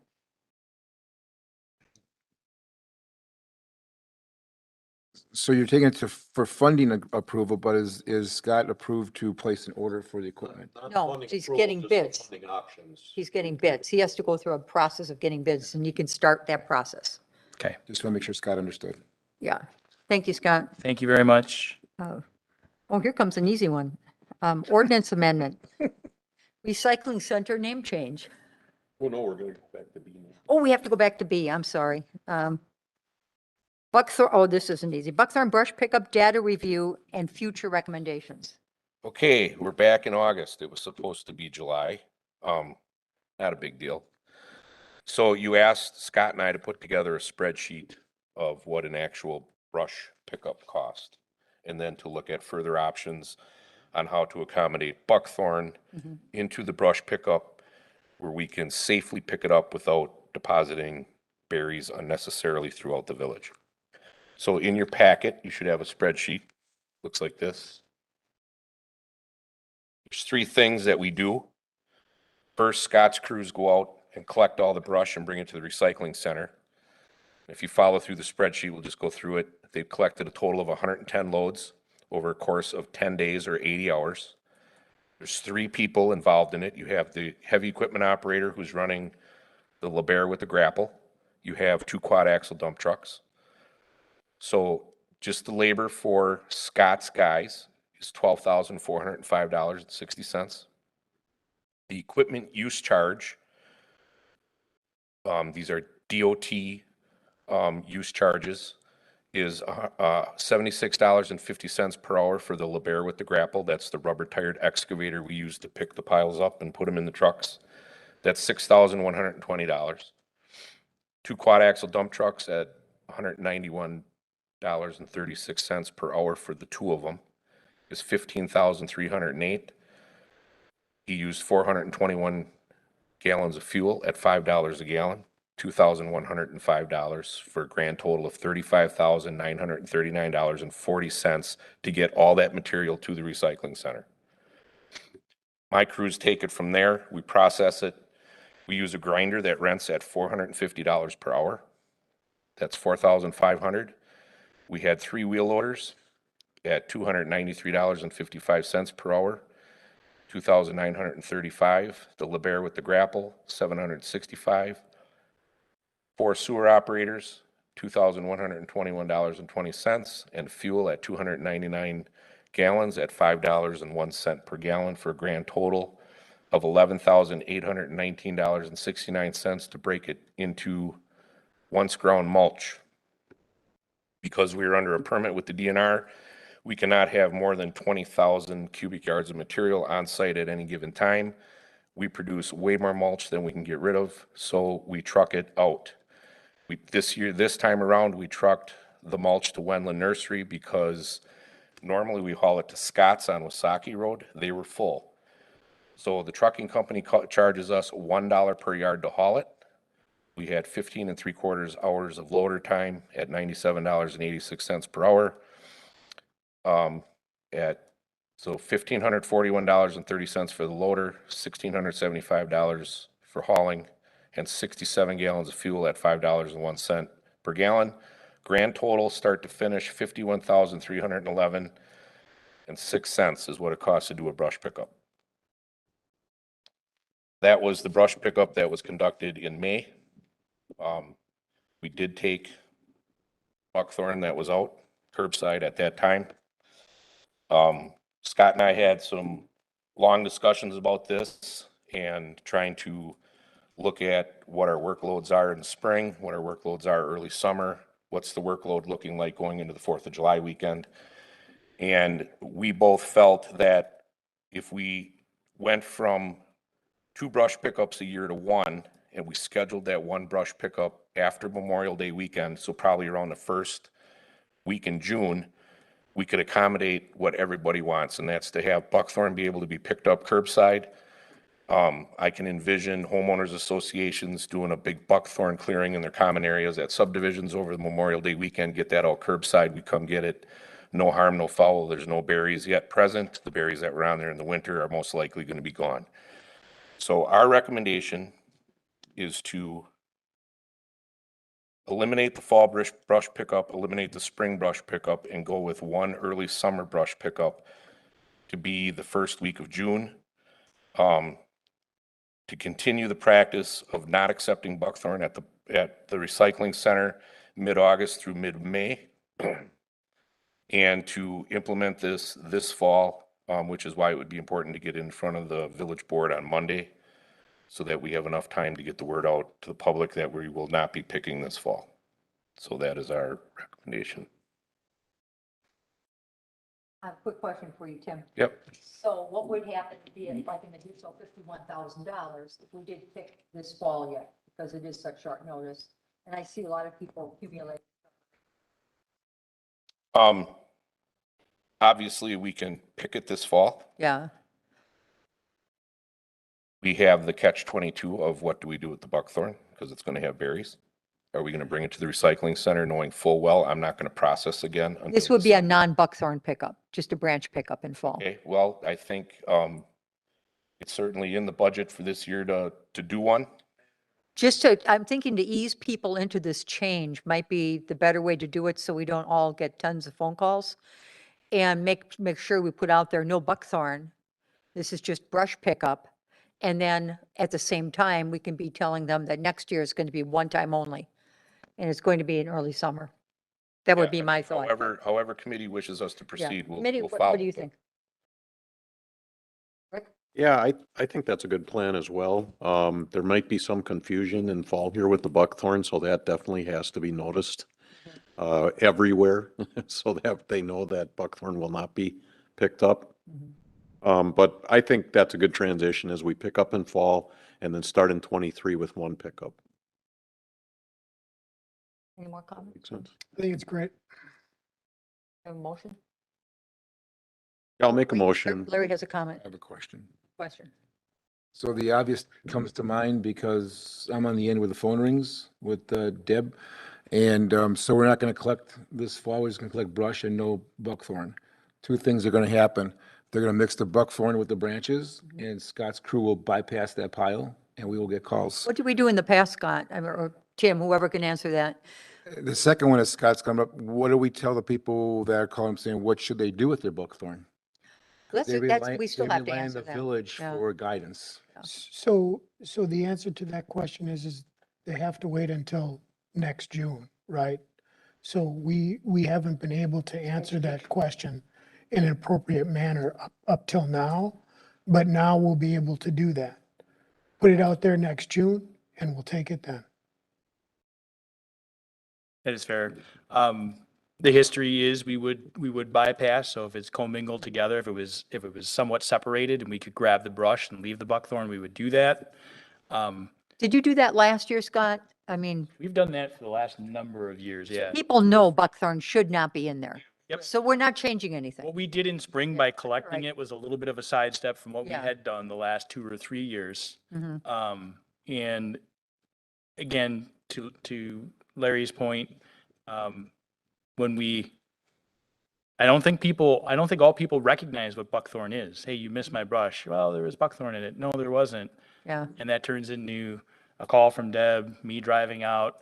Yep, it sure is buckthorn. I mean, there is a lot of extra time. Yeah. And I do think that hopefully by doing the summer brush pickup, it eliminates all that. We grab whatever is out there and we just keep full steam ahead.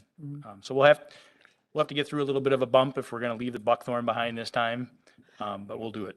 I think it's an educational process too, that maybe it can even be part of the ad that you place in that local paper. No buckthorn, and buckthorn pickup will be once a year in June. I think we can do it because I think a lot of people do see that ad and we could post it on the on our website or Facebook page. Because I mean, seriously, we're not changing our policy. You've said no buckthorn, to my knowledge, for like the last couple of years anyway. And so it's not a change in policy. And the change is for the positive. Next year, we're going to pick up oodles of buckthorn. Larry? So Tim did have, and I don't know if it's on the internet anymore, but he did have a very good pictorial description and everything of what buckthorn actually looks like, when the berries are certain colors and everything.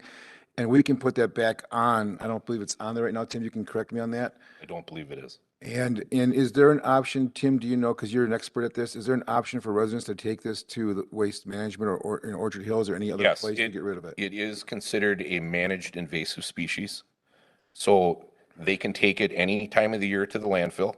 There is the disposal cost that is negotiated in the contract, and I'd be lying if I said it correctly, but I think it's 15 so or 20 light. cents a It doesn't pound. cost that much. It's a minimum of Yeah. $10 charge. Yeah, it's not like a dropping stove. 16 cents a pound, I think it is. Yeah, something. It's 16 cents a So pound. yeah, that option is available to any Germantown resident every day that the landfill is open. Yeah. Minimum charge $10 and then whatever the going rate of per pound is per contract. Okay. Now, Larry, I think the educational process, and I know Steve is here too, as well as Dean, the educational process, putting the photos on the website and maybe more in one place, like even on the homepage, like Buckthorn, not to be picked, something where it really draws people's attention. I would educate them on why. So, I think we used to always, and put them out in our display case out in the hallway too, didn't we? yep. It'd be perfect for the library, don't you guys, in the display cases there? Last week, It's educational, right? There you go. last week we posted on the village website as well as every Yeah. social media outlet available to us, including police and fire, that we are stopping buckthorn collection at recycling center as of August 15th, because the berries are just starting to turn. So that gives them this whole week, this weekend yet, and then that'll be it until May.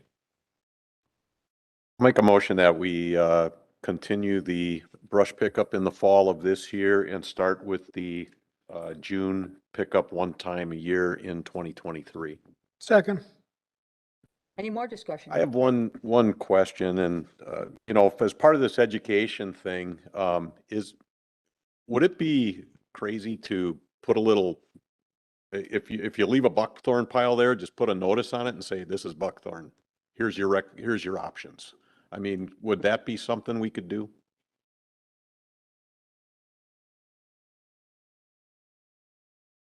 Sorry. This is an important So topic. you already leave notice. We do have a notice that we had made for different things that we can leave behind messages about mailboxes and different things like that. So it would be easy for us to have them out in the truck. The operator of the beer fills it out, Yeah, I think, somehow sticks it in with. I think that would be good just for the education purpose for the people. And then next year, it shouldn't be an option, right? Because if we pick it up in June, it's okay. Doesn't matter anymore, right? Right. Okay. So we have a motion and we have a second. Is there any more discussion? Hearing none, we'll vote. All in favor? Aye. Aye. Opposed? It's unanimous. Moving on to D, ordinance amendment, recycling center name change. Okay, this also was carryover from the June Public Works meeting.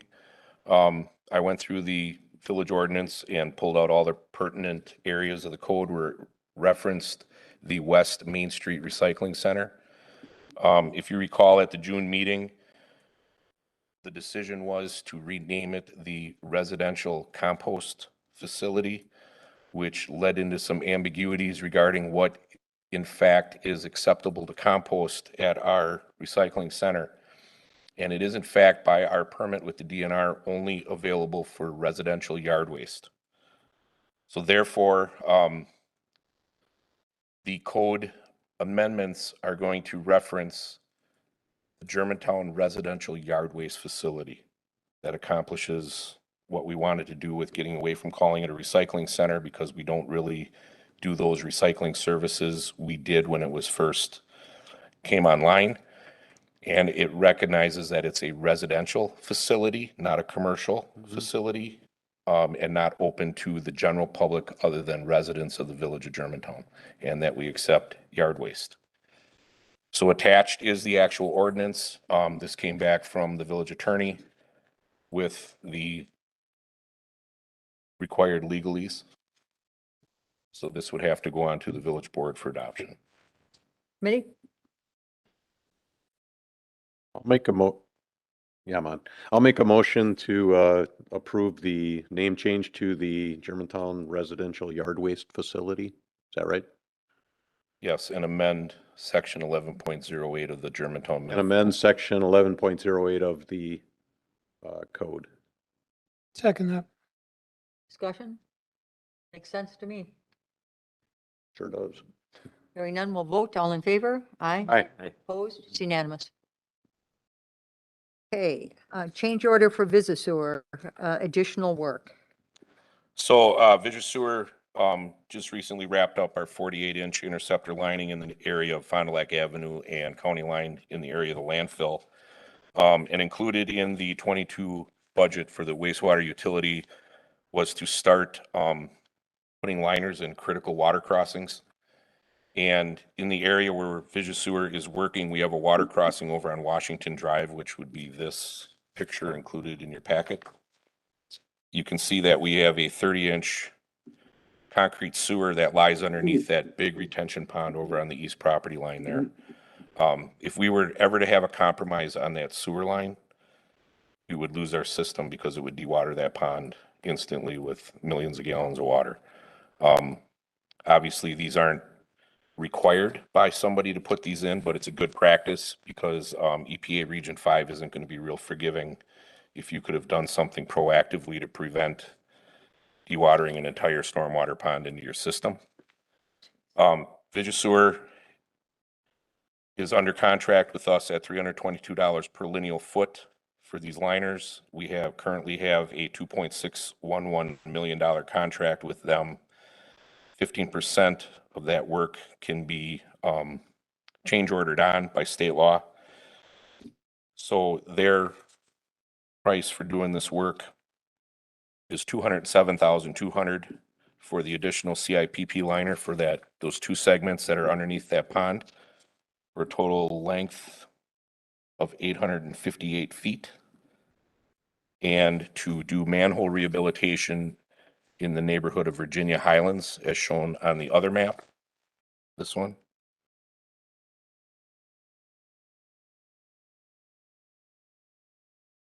And that additional work was budgeted in 6180, 183, 3132 collecting mains and 6180, 182, 3110 collecting system. And it's for the amount not to exceed $207,200. Committee?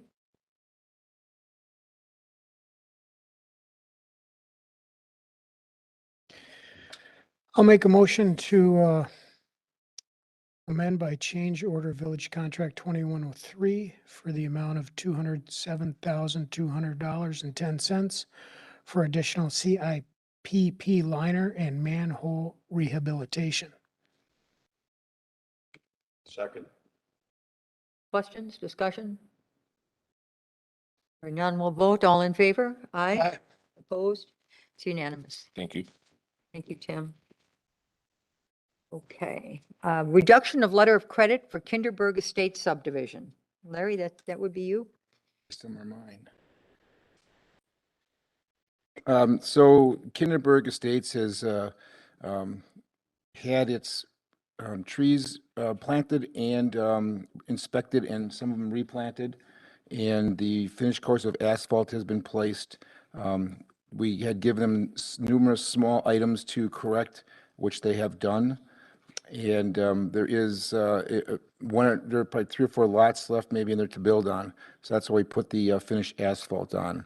Per developer's agreement, I am approving that everything that was required of them is completed.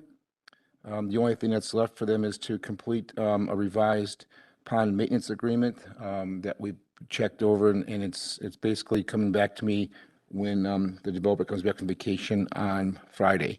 So I'm recommending that the letter of credit be allowed to be dropped down to the $40,000. I'm sorry, I was talking about the wrong subdivision here. This is Kinderberg. I'm sorry, curb and gutter. They have the finished asphalt to put in there yet. I'm sorry. The trees have been looked at, and this finished asphalt has to be put in. And the recommended estimated amount of money remaining is $40,000 to complete that work. The only thing left is they have some sections of concrete curb and gutter that were chewed up by the backhoes coming in and out.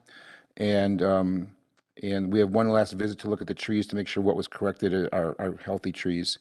And with all of that, the $40,000 is well enough to cover that amount of cost to complete their work. So I'm saying to request a reduction amount of $85,000 from the current letter of credit of $125,000, and would leave a remainder of $40,000 for their letter of credit. Motion? I'll move to reduce the letter of credit for Kinderberg Estates subdivision from $125,000 to $40,000. Second. Discussion? Hearing none, we'll vote. All in favor? Aye. Aye. Opposed? It's unanimous. Same thing. Next one is Harvest Hills. That's the one I started and incorrectly was describing. Okay. Um, Reduction of letter of credit for Harvest Hill subdivision. Right. I'd like to reduce that letter of credit from its current $150,000 down to $0. The work is all completed and acceptable. I'll make a motion to reduce the letter of credit down to 0. Second. Discussion? All in favor? Aye. Aye. Opposed? It's unanimous. Reduction of letter of credit, This is for Heritage Parks Park. North Subdivision. This one is a little bit more unusual. It's a large letter of credit of $2,902,000 to $902,592.25. The developer is asking that we would do some intermittent reduction of credit as work has been done. To date, they have all the sanitary sewer installed, just not final inspected, and which would be acceptance after Tim televises it. The water main has been installed except for connections to existing water main. And they were asking for much more than this, but I'm requesting that we would request a letter of reduction in the amount of $700,000, leaving the remaining of $2,202,592.25 for a letter of credit. I'll make a motion that we reduce the letter of credit by $700,000 down to $2,202,592.25. Second. A quick question, Larry. Is that unusual for them to be coming at this point in time? It's a little unusual, but they have such a large letter of credit for this type of subdivision. And it's mostly due that they only have 35 lots in this subdivision due to the amount of wetlands and open areas they have. So I think it kind of extends them out a little bit more. And they would prefer I do this, twice a month, and then I won't do that. In fact, I'm combining two of the requests into this one. They were looking for closer to $900,000, and I'm requesting the $700,000. All right, yeah, any additional discussion? All in favor? Aye. Aye. Opposed? It's unanimous. Removal of excess topsoil at the Zilber Building Number 5 site. So this is every time we have a building site, subdivision, or commercial site, we have an ordinance, section 17.441, that requires the developer to ask for permission to remove topsoil from the site that the work is being done on. And this is for the Zilber 5 building, which is on the west side of the Gateway Crossing, kind of kitty corner from the Briggs and Stratton north end of their building. I do have a letter from them requesting the removal of, and what they would need to keep on site to respread on site for the green areas. I did look at the numbers out on this, and I do agree with what they have left on site, that it's sufficient topsoil. Ready? I'd move on the Zilber Building Number 5 site to approve the removal of 8,500 of cubic yards of excess topsoil. Second. Discussion? All in favor? Aye. Aye. Opposed? It's unanimous. Award of how do I pronounce this? The CISP or the SISP grant? This is project good. grant. This is for information only. Larry, you're bringing us up to date. Right. So the village applied for and was awarded a grant through the state's CISP program for rehabilitating basically the intersection of County Trunk Highway Q and Appleton Avenue.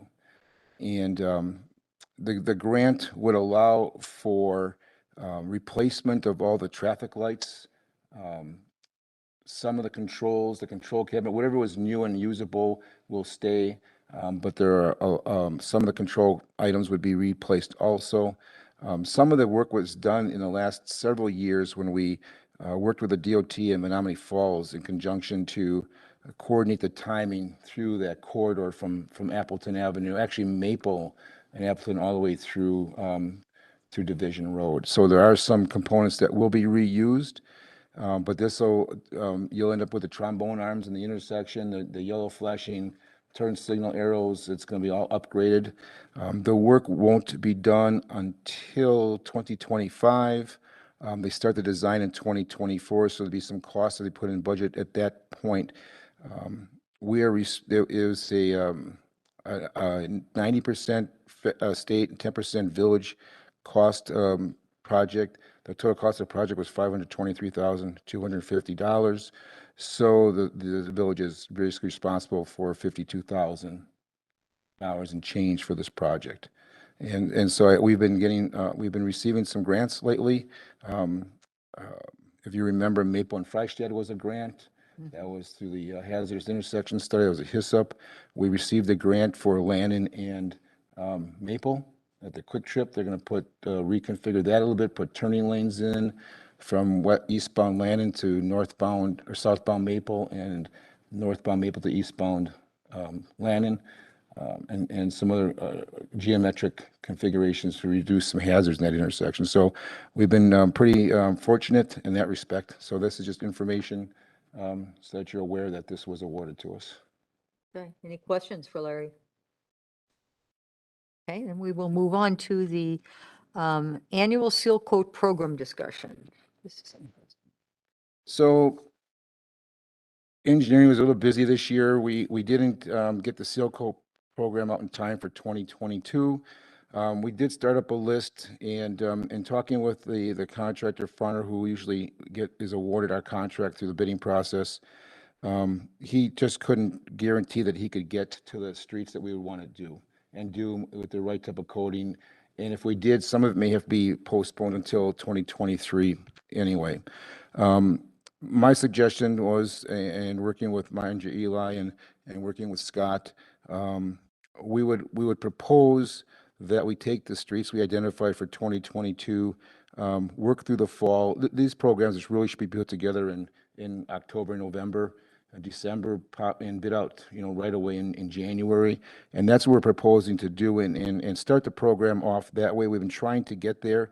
I think we're at the state right now where my office staff, Eli, our civil engineer, he's really gotten the hang of these things. I think we could start the process of getting this done, our streets together in the year before. This gives Scott the opportunity to look at drainage and any other repair issues he would want to make prior to putting the seal coating on and deciding at that point what type of coating we want to put on the roads. There's a half a different type of coatings we can put on the roads. And so what we're requesting here is the Public Works Committee give us direction that we could, when we request a 2022 rollover of the funds that were allowed to us in 2022 into 2023 budget, we would take that money and basically double up the seal coating program next year.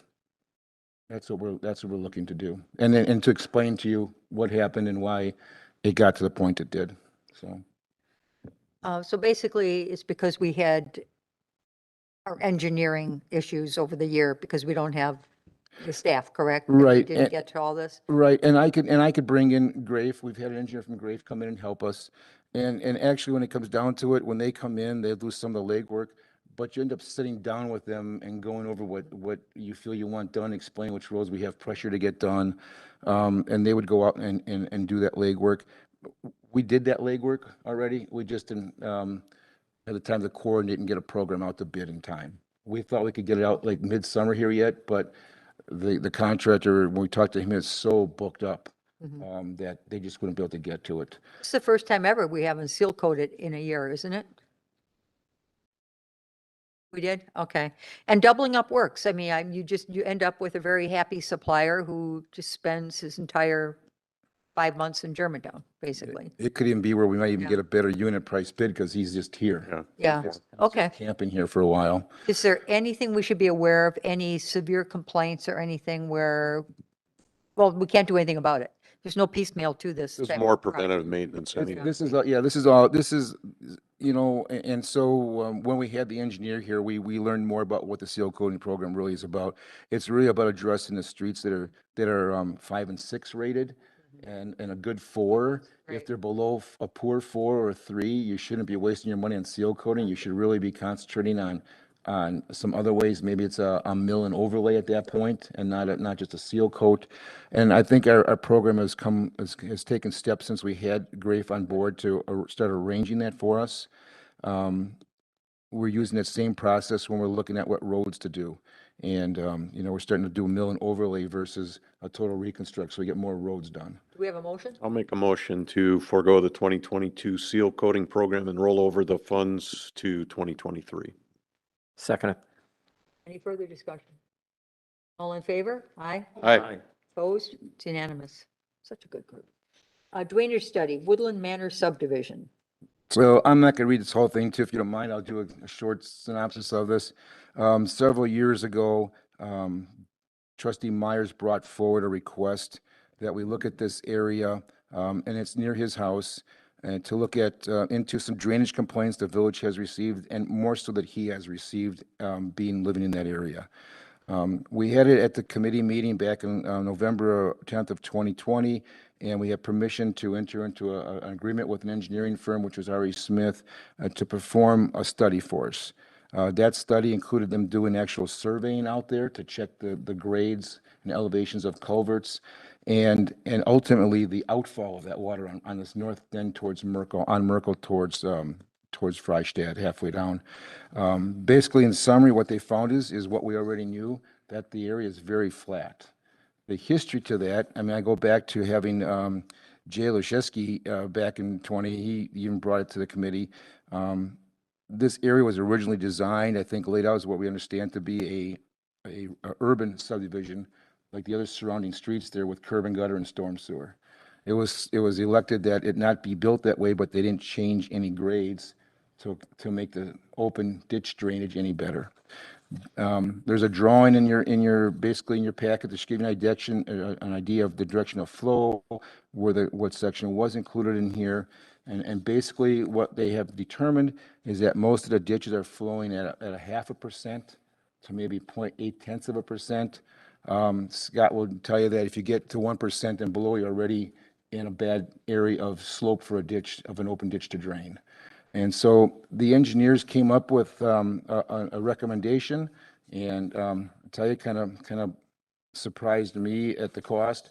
But if you remember back, we did some ditch filling in from a project in Happy Hollow, and can't think of the other one right now. But anyway, 2 subdivisions where we had to correct some steep ditches, and we spent $60,000 in each one of those subdivisions. So this engineering firm came back, and I said, what are the options? He said, well, the options are curb and gutter, storm sewer. I don't know the exact number, but it's over $600,000, $622,000, or fill in the ditches at $636,000. But when we looked at that closer, that may not be a feasible alternative because some of the ditches aren't deep enough to actually put a pipe in there. Because once you put a pipe in the ditch, you still need a ditch over the top of the pipe to take the drainage from the yard and from the road and get it into that pipe. So these 2 alternatives to me are very extreme. Now, I will say that we don't get that many complaints out there into Village Hall. I know I do it now. When we got this last large rainfall, I drove out there the next morning. I drove out there Monday morning because it happened on a Saturday, and you wouldn't have known we had a 100-year storm come through the village. And that's what we had. We had 4.25 inches of rain that Saturday. And I don't think we got any calls out there. I have seen rainfalls. I'll go out there in the rain. I have seen rainfalls where the ditches do fill up, but that's what they're there for. They're intermittent storm drainage ponds. That's what a roadside ditch is supposed to act as. They drain out. Now, there are 1 or 2 areas that I know Scott can fix. He repairs 1 culvert. There's a little bit of work on Woodland. I think there's 1 other culvert that could be used some adjustment, but it's minor. It's a little ditch cleaning, a little grading. There is an individual on Woodland that throws their grass clippings in there and turns it into compost, and it's blocking the ditch up, so we can clean that up.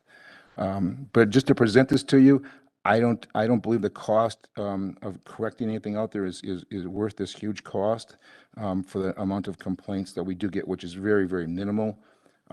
We have done some culvert replacement out there, and I think with a little tender loving care and a few ditches, we can improve a few backups that occur, which is just an inch of water ponding here or there in a ditch line. It's not anybody getting flooded out. We've never had a claim for any damage to a house because they got flooded I out. was going to ask that, or anybody that claims they can't use their yard because of water. I'm not aware of any of that since Okay. I've been here of any complaints like that. Okay. So I So you're present looking this study for- to you. You're looking for a recommendation to just follow staff's basic Just drainage do improvements? basic maintenance of the system as we would normally do.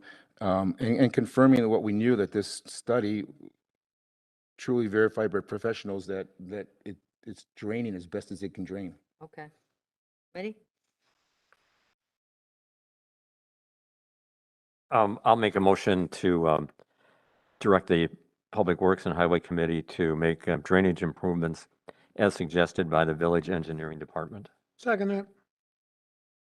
Any more comments, discussion or anything? No? All in favor? Aye. Aye. Opposed? It's unanimous.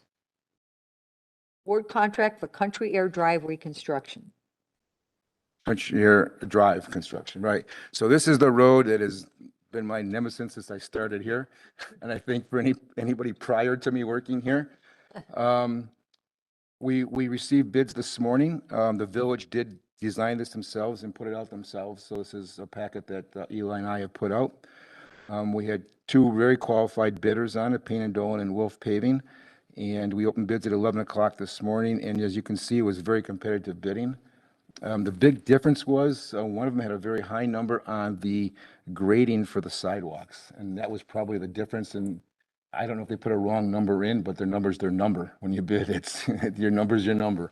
So our recommendation is that we award the project, the committee award the project and pass it on to the village board with a positive recommendation.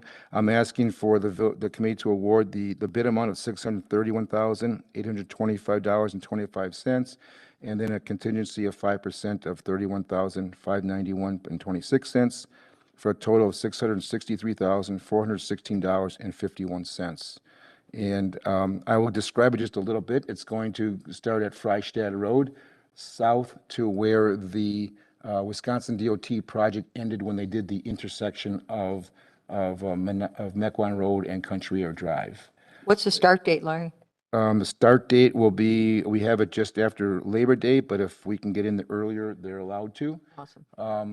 I will say this also includes the paving of the sidewalk on the east side. We have the sewer and water project under construction right now. That contract will put in the storm sewer pipe in the ditch. We need to fill the ditch on the east side, north of Pleasant or Pheasant, going north of the park. That ditch has to get filled with pipe. That's underneath the Kruschek's project. This project will pave that sidewalk.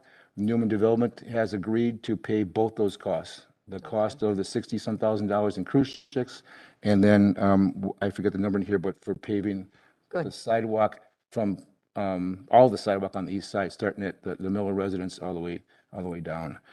And then we're going to put a crosswalk at Renwood. We're going to put curbing on the northwest corner, the concrete little inlet there with the handicap ramps, and we're going to paint the crosswalk area across, so everybody from Renwood North eventually can come through the easement pathway through Renwood South, and basically the kids can ride or push a buggy to the park if you want to get there. So this would finish all that up. And the piping the work that's being done now should be done, completed within the next. It should be done in next week, actually, and we timed it so that this would be coordinated with that. Committee? I'll make a motion to award the contract to Payne and Dolan in the amount not to exceed $631,825.25. But additionally include a 5% contingency of $31,591.26 for a total of $663,416.51. Second. Discussion? So this is coming from the money's coming from the jurisdictional transfer? Yes. That's where it's coming from? Yes, I confirm that the current balance is what I stated here, $691,500. And through some meetings and discussions, that's what we earmarked this project for. This is also part of the local road improvement program. And so we get, I think it's $63,000 and some change from the state through the county to offset this cost also. Okay. Any more discussion? Hearing none, we'll vote. All in favor? Aye. Opposed? It's unanimous. Now, moving on to development agreement for Renwood North. So this, extend my apologies to everybody right away at the beginning. This development agreement is coming in later than what it should be. And the reason being for that is several reasons. Renwood North Phase 1 is basically almost done. The binder pavement is in, curb and gutters in. They're actually putting in the utilities of electric and gas right now. The reason it was held up was several reasons. One, there was discussion on the water main loop that the village is requiring. They were looking at coming down Freistadt. There were some delays in getting their rock boring, soil boring done and getting costs, talking to the railroad. I didn't want to put an agreement out that was not inclusive of everything. And then as time went on, I believe that their bid from their underground contractor was very good. And then Newman came to me and said, you know what, we're not going to build it all in 2 phases. We want to build Phase 1 and Phase 2 now through the winter and put the sewer and water in Phase 2 right away because it made sense. And I don't know if I think they got a better deal. So for all those reasons, I just thought it best to hold off on the formal development agreement. The agreement the village had through me with Newman was we followed Renwood 1's development agreement, which pretty much 99% of it is all the same. The only difference is in Big Time where the water main loop coming from off-site and the intersections with Freistadt Road, which were county-approved permitted intersections. So there was no liability there with the village from that point. The development agreement, as it's included, has been reviewed by Jeff Retzloff and approved. It's been reviewed by Newman and approved. And the only person I have not heard back yet from is the village attorney. Who has it and Who has it. yeah, So okay. as I say from my recommendation here, I would ask the committee to award it and forward it to the village board, contingent upon corrections from the village attorney, which we pretty much do almost every time. And I can answer any questions you have with it. Sounds like a motion to me. I can give you maybe some more details. I have $50,000 in the financials for a future sidewalk on Freistadt Road. In lieu of them waiting 5 years to put one in, we're just gonna take the money right away. Makes sense. Put it in our kitty, and if it ever gets built, then we have that money to contribute towards it. What do we think, committee? I'll move that we, regarding the development agreement for Renwood North, forward it to the village board with a positive recommendation and upon inclusion of pending comments and corrections by the village attorney. Perfect. Prior to the village board meeting. Any further discussion on this? Hearing none, we will vote. All in favor? Aye. Opposed? It's unanimous. Which brings us to project updates. Any specific one that you want to call out, Larry, or any specific one that any of us want to I call? tried to get more detailed on some of it. I included a little more, some more pictures in it. The future DPW site gives you a bit of an idea, maybe from a higher view, but a bit of an idea. I think we've narrowed down the painting of the tower, and I had some larger prints, as you can see behind here. I've approached Administrator Kreklo. I think we're at the point we should expose it more, and I'm actually liking to put them up and leave them in the boardroom. If the committee would agree to that. Trustee Baum has reviewed it again, and he is in agreement with how it looks now. Are you looking for It's input? eye-catchy. Are you looking No, for it was all input or- improved. It was all approved. Yeah, so you want to just let This- people see it. This was Okay. approved at the village board level. You approved it. The only thing we had to change was the lettering from another tower that we presented was to be put on this tower, and it did. That's the lettering that was directed by the village board. The colors were all approved. And I think it's maybe time to get it out, and that's why I put it on in here to start getting it out there. It kind of grows on you after a while. Very nice. Yeah. So I just, unless there's some objections to it, I'd like to just leave it up in village boardroom Sure. and through the meetings and people can see it. If you have any other questions, any other projects in here? Anybody have any questions on anything? It looks like we're on schedule for number 13, our annual road program. Not to get into detail, just kind of a yes or no. Yes, Schedule, yes. correct? Okay, good weather this year for that, right? Everything is done there except for Lovers and Century.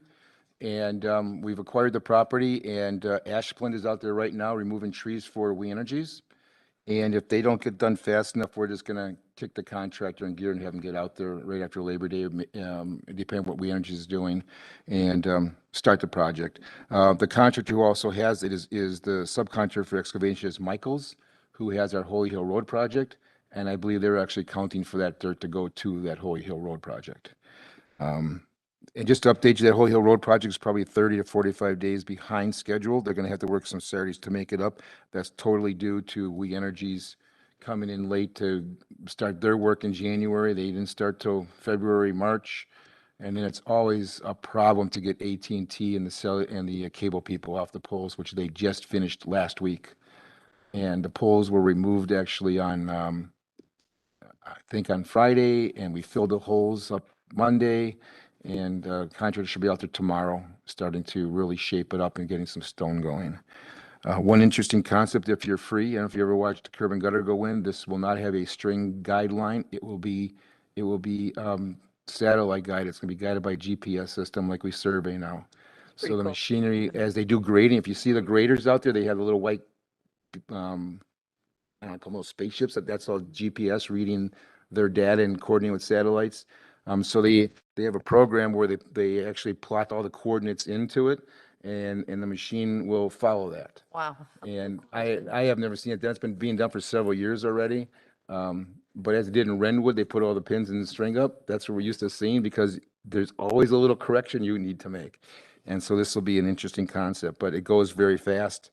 We'll start seeing Holy Hill Road progress. It may not be 100% done this year as far as some landscaping or maybe one sidewalk, but we're pushing to let them go past the normal shutdown of paving if the weather's, sufficient. Usually October 15th is the last day DOT lets anybody pave, but we'll go much further into that as long as the plants stay open and the weather's conducive to that. So. Mequon streetlights is, I'm gonna say 90% done. I think they went out and I believe they did go out and walk it and did a punch list. And they were readjusting some heads that were installed incorrectly. Unless you stopped and looked at it, you would have noticed it, but they were not plumbed, hanging down straight as they should. That work was being done. They developed some bit of a punch list, and right now we're waiting for We Energies to come in and tie in their 2 meter pedestals locations with power. And so that, I think that's going to take a few weeks yet before we see that. But in the meantime, they're keeping a generator chained to a pole and they're powering the light system up with a generator, portable generator. So otherwise, it's pretty much done. That accurate, Scott? Yeah, so it's up and running. It's just not up and running with a photo eye and We Energies power. Any other comments or questions about the projects? And we will take a look at our next meeting date, and I would suggest the first Wednesday. You're still on Wednesday in September. When, you can do Wednesday. I can do Wednesday. Okay, Wednesday, September 7th at 6 PM. Does that work for everyone? Does that work? I could do Tuesday. We'll do Wednesday in September yet, okay? And then, just in case you get that gulping bug. And then that will be our meeting date. And there's nobody here to talk, so no announcements from anybody. And with that, we will adjourn at 7:56. Thank you, everyone.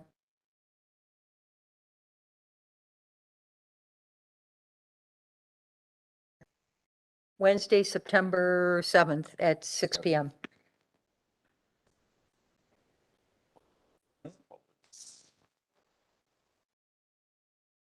Too late.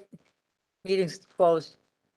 But that's not really public works oriented, so. Hey. That was an interesting meeting. My Too much time. goodness.